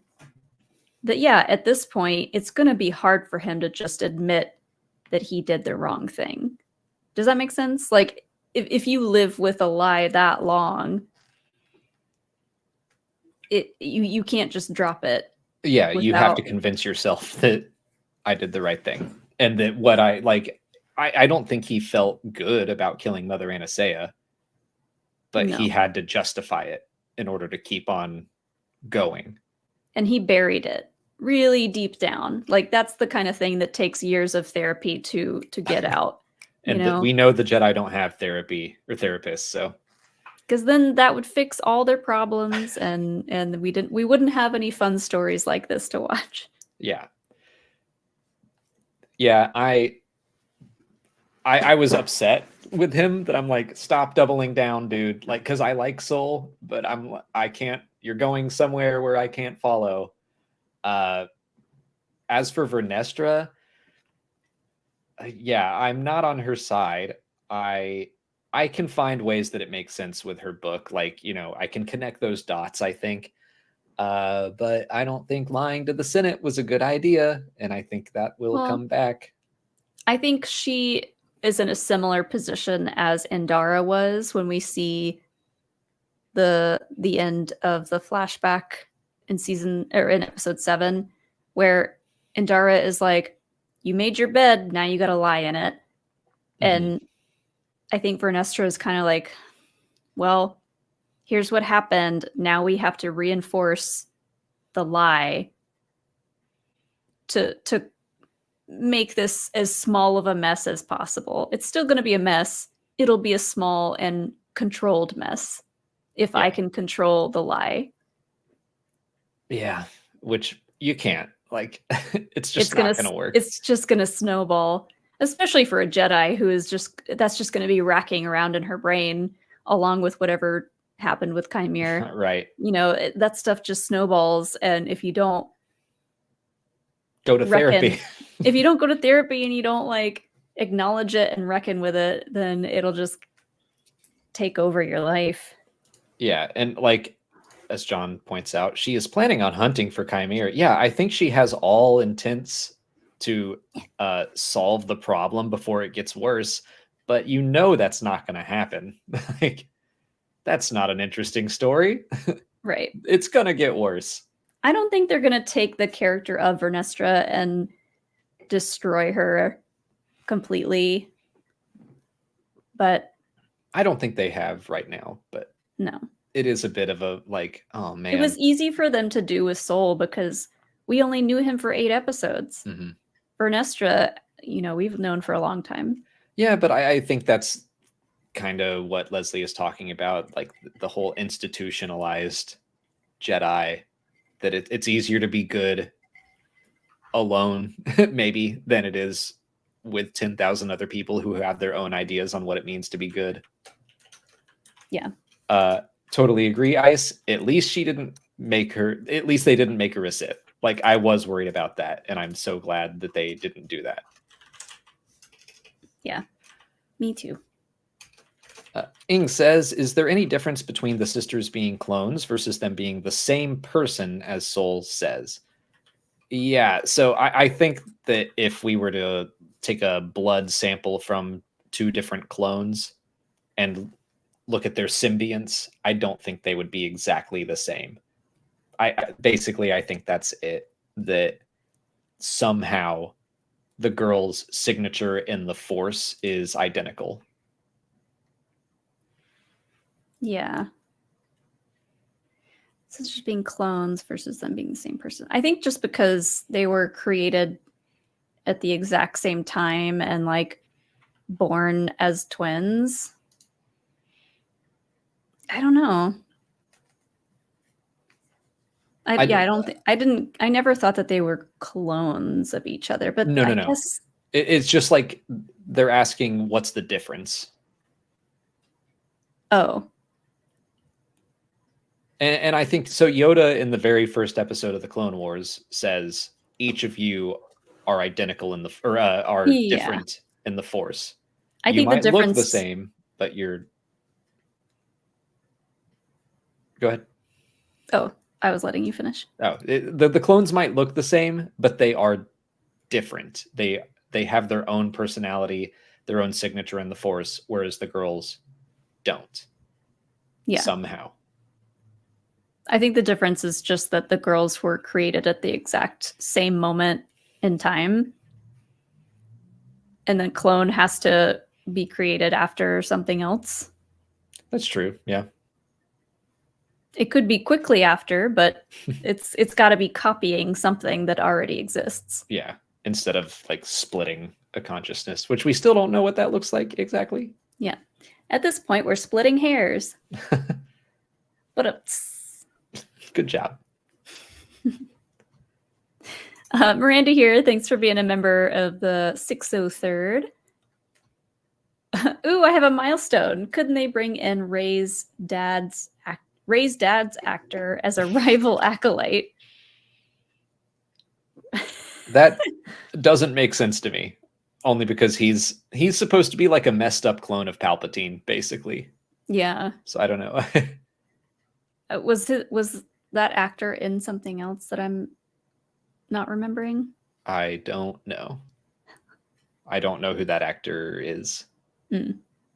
Yeah, no, that happened after a little after all this. Galen Goods, thanks for always as young Palps. Oh, as young Palpatine. Oh, okay. If we're fan casting someone on our Patreon, no, I can't remember his name, but the guy who plays Aemond in House of the Dragon, he's just got Aemond, the skinny one-eyed kid. I think he'd make a pretty good young Palpatine. He's got some menace to him. I think his face is too angular. He's got like a very Thrawn face. He does have those cheekbones, but Palpatine could never have like had a Palpatine could never have owned a jawline like that. Let's be honest. I just like that actor. I think he's if he had a great in House jawline of the like Dragon. that, he would not have been Darkseid. Let's just say that. Galen Goods. Not Matt Smith. Well, Sorry. They're talking about Matt Smith in the chat because he was rumored to play. There was like a whole thing where he was going to be in The Rise of Skywalker, and they cut all the scenes, and people are like, I believe he was supposed to suck the dyad force out of Rey and Ben. I'm sorry for the way I said that. And instead of just getting like new clothes, he was gonna like be younger too. Galen Good, thanks for the super chat. Says thanks for always like the keeping Hocus Pocus girls. Molly, let me read this. Sorry. Keep on. I told you like, 9 o'clock is my cutoff. We need to pick up the pace, and every time I try to read something. Sorry. Thanks for always keeping the positivity at the forefront of your content. Makes being a Star Wars fan on the internet easier. You are both awesome. Thank you, Galen. Thank you. Scotty Heron, thanks for being a member of the 603rd. Late, I hope I'm not repeating people too much. Wanted to say I loved the ending, especially loved the way Soul defeats Chimere in battle, but still loses. I loved that too. I love that he defeats Chimere in battle with a lightsaber twice. Oh yeah, he kicks Chimere's ass, like, and he does it in such a like smooth way. He's just like, nah, bruh, I got this. You don't play by the rules, but I got your number. That was a cool fight. Very cool fight. I love Chimere's lightsaber, pulling it apart, putting it back together, like the little Shoto. So neat. He really, you know, Lee Jung-jae has been talking a lot about taking inspiration from Qui-Gon. He really channeled Qui-Gon in that fight, and you could tell Chimere was very kind of angry and erratic in his fighting, and Soul was just like pretty calm throughout the whole thing. Yeah, he felt like it was one last chance for him to be like a Jedi, and a good one right before the end, which was sad. Parker Kennedy says, do you think Chimere was actively being trained by Plagueis, or do you think Plagueis might have been dormant until Osha connected to the dark side? Also, thank you for being such a positive channel. When something isn't perfect, y'all try to find the good and focus on that. It's refreshing. Thank you, Parker. Thanks. Actively trained by Plagueis. I feel like I'm the only one that does think that Plagueis is actively training Chimere, but like Joseph and Ken made solid points for him being thrown away by the Jedi and the Sith. So I'm not sure, but I kind of want Plagueis to be like the master who is currently entertaining his apprentice, who is currently training an acolyte. Yeah. I think you could kind of mesh those two ideas together and say, yes, Plagueis was actively training Chimere, but Chimere was also actively looking for a way out. He was just waiting for his right moment to find and train an acolyte, and then maybe he thinks they will kill Plagueis, continuing the rule of two. Because Chimere could be like, jumping to conclusions and be like, I know everything I need to know. And now I have my super hot, super powerful girlfriend. And we can rule the world together. Well, I mean, like, I assume Plagueis knows what he is trying to do. The same way Palpatine was like, I know you've got Asajj Ventress, and you know what? She's too strong now. And you got to prove your loyalty to me and kill her. Like, right. I feel like there's an element of that here. But if Plagueis gave him that situation, I think Chimere would be like, I think the two of us are more powerful and could take you on. I think that's his goal, yeah. And they would get their butts whooped. I mean, they have to. But that's like, I do think it's juicy to have the two of them maybe in love, maybe they're manipulating one another, whatever it is. And they're like, it's time to team up and take on Plagueis. And Plagueis is like, hey, what if one of you killed the other one? And like, I'll offer you even more power, like to get them to turn on one another. I'm like, we can build up to some more major tragedy. Our friend Ken Plume, thanks for the super chat, says, need you both to open one of those Acolyte figures. Maybe I'll probably open Yord. Yeah. I was like, are we going to open those? But I definitely want the Jecki one. I'll open Yord, you get Jecki. And then I don't know, maybe I'll keep the rest in the I have too many action figures in boxes, but like I don't have time to play with them like I used to. I'll take them out of the boxes and just hide them in random spots around the background. Okay. Kind of going off what we were talking about from Bill Rudd, will Osha be forced to kill May to surpass Chimere? I don't know that. I don't think Plagueis is gonna want Osha to kill May. If anything, Plagueis might be more intrigued about the two of them together than Chimere. I mean, that's true. That is true. But if we are talking about like the ultimate tragedy, it would be very sad if Osha started training to spare May, and then if they get set on a collision course again because Vernestra uses May to find her Padawan, and then by that point Osha is so far gone that she does kill May, that would be horrible. Yeah. I don't know. I'm seeing some people in chat talk about needing a Chimere action figure. What if I think that's what coming. if they made one and they were like, the arms aren't big enough? Oh, I thought you were gonna say it's too hot. No, it's not hot enough. The arms we made aren't this toy too enough. sexy. Send it back. Or that. Yeah. The arms don't fit in the plastic. It's got to look like the old school action figures that were like He-Man, basically. Yeah, like my Luke. I says, now that we've met Ray in court, great performance by David Harrowwood, agreed. I trust him even less than I did in episode 6. He's shady at best, at worst an unknowing Sith agent, possibly you know who.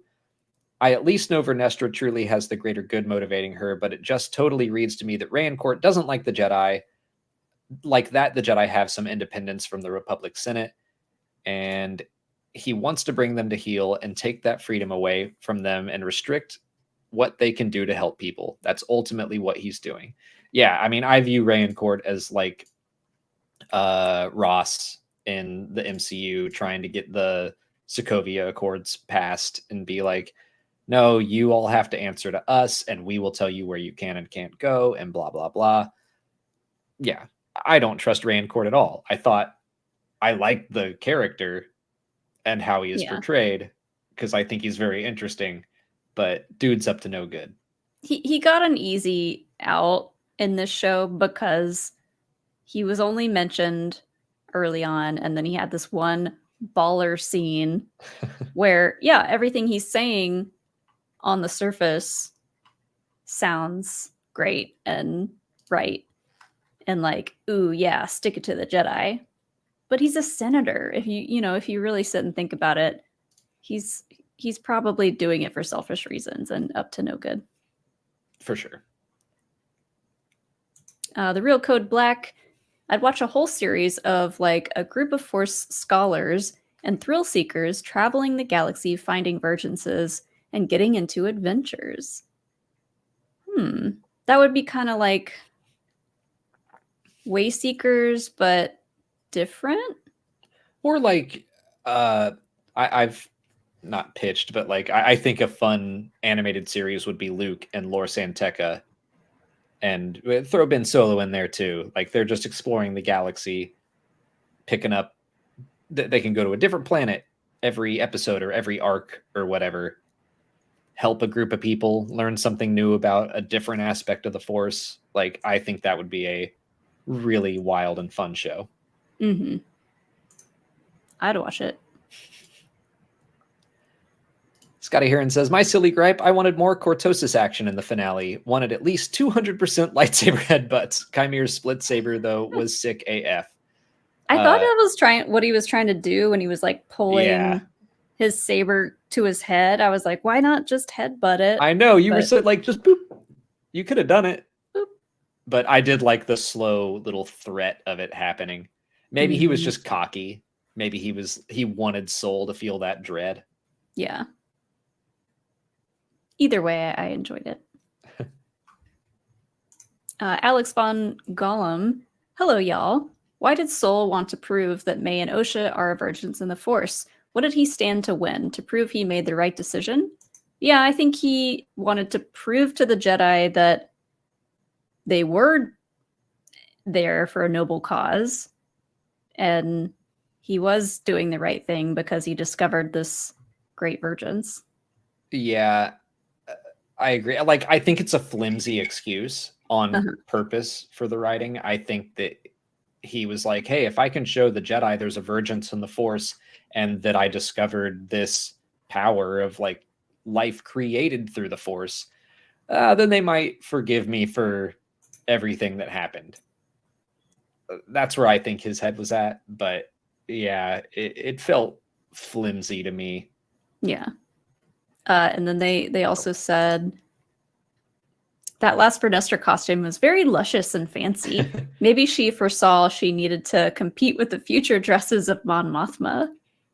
Yeah, those were called her High Senate robes. They did feel very Mothma to me. Which I look forward to her serving new looks in Andor Season 2. Hell yeah.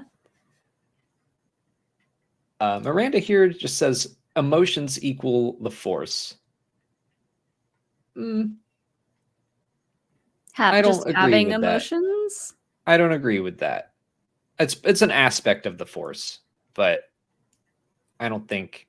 I mean, emotion is a part of life, and life is the Force, so...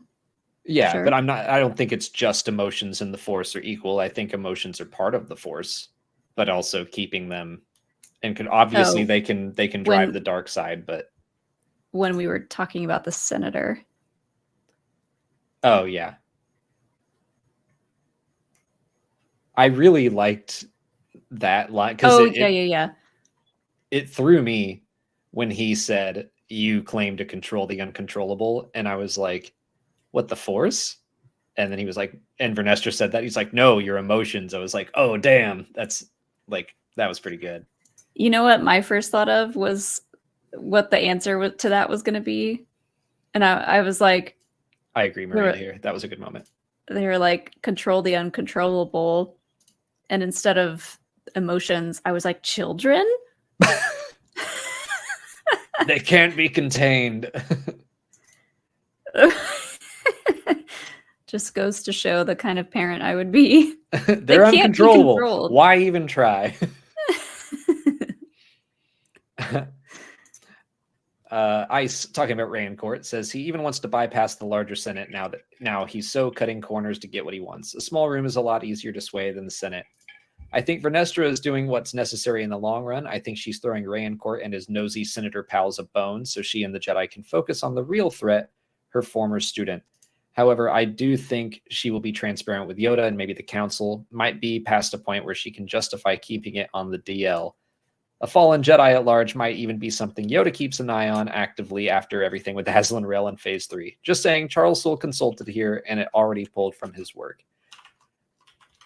I see, like, I can understand Vestra's justifications. I still think it's the wrong move to lie to the Senate. Like, I think it's just going to cause more problems than if she were just like, here's what happened. I think she is trying to salvage a situation and protect herself, and she's going to try to fix it before anyone finds out, but they're going to find out. Yeah, I think if she hadn't realized that Kair was still alive, she would have told the truth. But I wonder That's interesting. I wonder if Kair, once she found that out, that Kair is still alive, she's like, how do I fast track this to get them off my scent so that I can go take care of this other thing? Yeah, I can see that. I had not thought of that potentially they may have, she may have not gone that route until she sensed her former Padawan. She was like, never mind, I gotta hide this. Yeah. I think there's potential for that. Yeah, because then it's gonna eventually involve her. Interesting. So complicated and interesting. I'm glad that we're not jumping straight from the Acolyte to like a season of The Mandalorian, and that we're going to something like Skeleton Crew, which I think will be still very pulpy, but more fun because it's going to be more kid-friendly, kid-related. I think and hope Skeleton Crew will be very unique and just fun. I think comparing Mando to a show like this would just be like, ugh, this is so bad. I don't think that at all. I don't know. We'll see. You said this, like, people said the same thing about Andor, and I disagree. That it would be bad? Yes, that comparing Mando to Andor, like, I don't like that attitude at all. That Andor would be bad? No, that Mando would feel bad after watching Andor. Oh.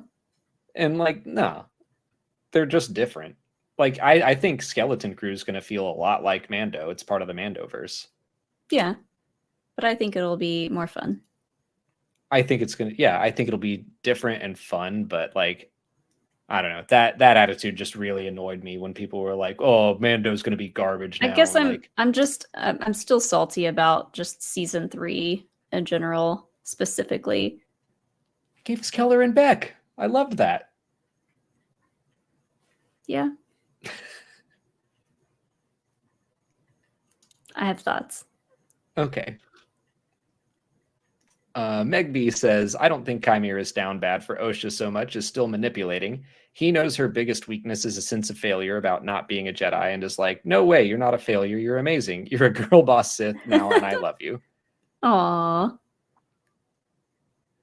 Yeah, I think he's got his own special way of looking at things, and in his mind, he is winning right now, and he's giving her everything she quote unquote needs to hear, according to him.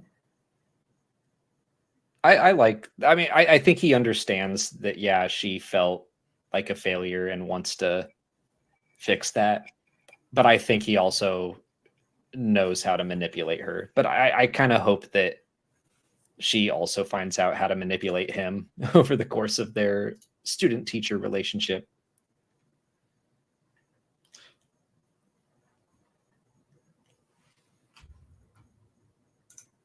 We talked about this earlier, but Dana Maniac points out that Osha touched the crystal while Anakin didn't. Why wasn't Anakin just smart enough to get the crystal out of his lightsaber and turn it red? Oh, yeah. Okay, we're talking about bleeding. I was like, what?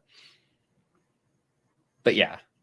I mean, the crystal was exposed. I can't remember if her hand was actively on it or not. I think it was when I But watched still, it. like, that's enough for me. Yeah, when I watched it the second time, I was like, oh, the crystal is just kind of sticking out.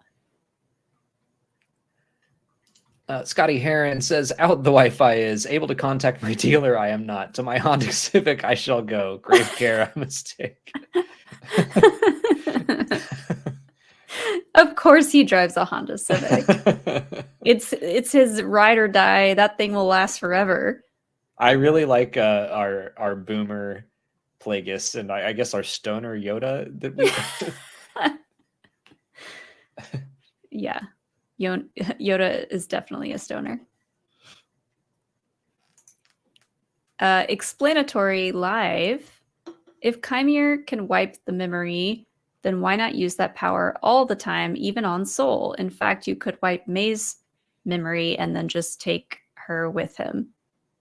This goes back to something we talked about earlier and on previous streams of just like, yeah, why didn't you just try harder? Why didn't Soul just try harder and save both girls? I think maybe he can't use that power all the time. Well, I would go down to like one person wiping a memory probably is difficult unless the person whose memory you're wiping is like, yes, do this, I accept it. I guess it's kind of like a really intense mind trick to just be like, forget all that. And mind tricks are easier to do if the person, if you're suggesting something the person already wants to do, already believes in, like in The Living Force, when they're like, hey, guard, don't you feel like going to get a snack? And the guy's like, yeah, actually, I do. It's hot out here and I don't want to be here. And he goes off. When the person is resistant and doesn't want to give up the information, in the Clone Wars, we see Anakin and Mace Windu and someone else, and Obi-Wan, like dominating Cad Bane's mind to pull information out of him. So it kind of reminds me of how a bunch of Jedi had to wipe Revan's memory in the KOTOR games. And he was a powerful Jedi and a powerful Sith.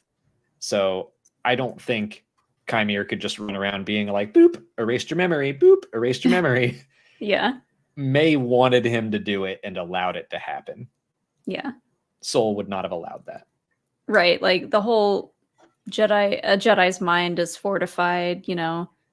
I don't think that would have been an easy task. Yeah.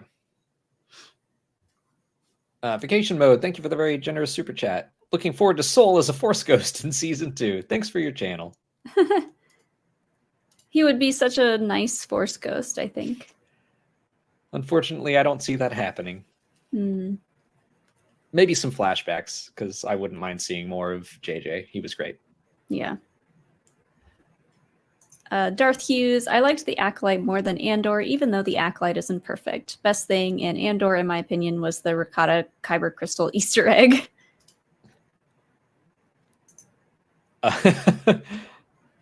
Sorry, I'm rereading this. I did like the Ricotta crystal Easter egg, but for me, Andor is still my top. Probably, even if it was just like that One Way Out episode, I loved that episode so much. Joel Davis says, do you think Disney stops making Star Wars streaming shows completely or just sticks to maybe one a year to slow things down? Well, we know they're not stopping completely because Ahsoka Season 2 is on the way. Andor Season 2 is on the way. But I won't be surprised if they scale it back. After Andor, I get we don't know when Ahsoka Season 2 is coming out, but then after Ahsoka Season 2, we're like, I don't know. We don't even know if The Mandalorian is going to come back after The Mandalorian and Grogu. Well, Grogu's going to come back. He has to. The series. Yeah. The series The Mandalorian. We don't know if it's going to get renewed. No. But they have to bring back Grogu. Well, he's going to be in our hearts forever, no matter what. I know. I'm just making a joke. I don't know if they're going to slow down the shows. Maybe if they just don't make the kind of views and money that they are wanting to see.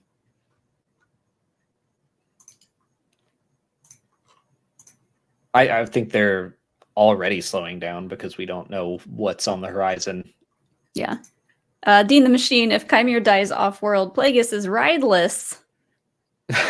Where's his Honda Civic? Maybe it's parked out back. Maybe there was another platform we didn't see. He can just teleport, maybe. He goes into the world between worlds. No. Yeah, we brought it in. We almost made it without a world between worlds mention. Scotty Aaron says, plot twist. Plagueis is still apprenticed to Darth Tenebris, and Darth Plagueis recruited Chimere to overthrow Darth Tenebris, but didn't tell him everything, so Chimere is getting an Acolyte to challenge Plagueis. So Osha is the Acolyte to the Acolyte of the apprentice to the master, is what you're... What? I just had a stroke. What happened? Nothing. That is quite the plot twist. Lady Jane, what do you think about the Osha killing Chimere / the Stranger in order to take his place as apprentice? Well, I don't know that we can really say if that's going to happen because we don't know if Plagueis and the Stranger are even in cahoots with each other yet or how their relationship stands. But Osha killing Chimere, to take his place, could be. I kind of think I think they're gonna fight each other at some point. Like I said, I think the most tragic possible ending is probably what'll happen. Yeah. I guess, yeah, especially if they both see Plagueis. Plagueis is not going to let either one of them leave. Scotty Heron also says, credit to John Smith, but Chimere body pillows win? If anyone wants to become a millionaire, just go ahead and start making those. Sell them at Celebration. Oh no, my AirPods died. Well, we're almost done. Oh wait, only one of them died. Okay. Keep going. Well, Spike says, why did Soul's saber instantly bleed when Osha killed him? Why didn't Anakin's bleed straight away when he turned to the dark side? Love the channel. We talked about this a bit already. I'll try to run through it quickly. Usually bleeding is something that is like an intentional thing, which is not what Osha did. So it is different. So we were theorizing that because Anakin was conflicted, because even when he tried to bleed a lightsaber crystal intentionally, he failed at first. Like, he always has that internal conflict within him. But also his lightsaber was protected and not broken open. So Soul's lightsaber crystal was kind of poking out. It was vulnerable in a sense. So Osha, just like exuding the dark side, may have done it on its own accidentally. Speaking of, Ice says, so cool to see Kyber bleeding in live action. Might be my favorite scene. I thought it had to be done with intent and purpose. I liked that, to be honest, but whatever, new info, worth the price of admission. And Darth Hughes says, what is your take on Vernestra going to Yoda? In my opinion, she asks for an audience to tell him Kair is still alive and she wants to go find him. I think I agree. I think that the lie to the Senate is not a lie that she's going to be telling to Yoda. I think that's more of a, let's tell the Senate this one thing, and internally the Jedi will deal with it another way. Yeah, I don't think Vernestra's going to continue lying, especially to Yoda. I think she went there to confess what she knows to be true. Yeah. But we've been going for almost 3.5 hours, so we've got to wrap it up because we're hungry. And I can tell Molly's on that ticking clock where it's going to... I'm hungry. Are you hungry? Yeah. Do you want to go eat because you're hungry? I think my ticking clock, after 9 p.m., it went to me either being awake or asleep. So it's just like at any moment you might put your head down on the keyboard. Yeah. But okay. I am going to go eat dinner because I need protein. Because you're hungry. I'm just trying to get you to say you're hungry again. Okay. I'm hungry. We're going to head out. Everyone have a great rest of your night. Thank you all so much for hanging out and being in the chat for these past 7 weeks. Thank you to all of the guests that we had on Acolytes Out. That was my favorite part of every episode, was doing this and chatting through the episode and chatting with all of you. So we're going to go rest until Skeleton Crew comes on. Well, we're going to be on HoloNet Marauders stream tomorrow night at also 9 true, p.m. yes. I don't know if we're planning on doing a Lego stream tomorrow. We might take the afternoon off. We'll see, but check our Twitter to see whether or not that's happening. And I'm also going to shout out Slam Sector, because our good friend Ryan has been, look how happy he is. Look how happy. He's been moderating for us, and we needed the help. Thanks, Ryan. Hey, everybody. Get out of here. He's been a huge help, and we really appreciate him. And his channel is Slam Sector. They're a Warhammer channel. We send people to them all the time because they're our dear friends. And I don't know anything about Warhammer, but they're great people. So you should go check it out. Tom N says, clutch mod. Okay, and then we got 2 more super chats, and I appreciate it, and I'll read them, but I really also have to pee, so then I'm shutting this stream down. So, Sam, thank you. I loved seeing Plagueis, but I hope he still stays mysterious, like the Yoda species. And Ice says, seeing Plagueis caught me off guard, I actually turned the episode off by accident. I respect that Leslie kept him immune, and his new design looked sufficiently creepy. Have a good night, guys. Thanks, Ice. Thanks, everyone. We're going to go rest. Thank you, guys. Have a great night. May the force be with you. Molly's doing her heart hands that close out every stream.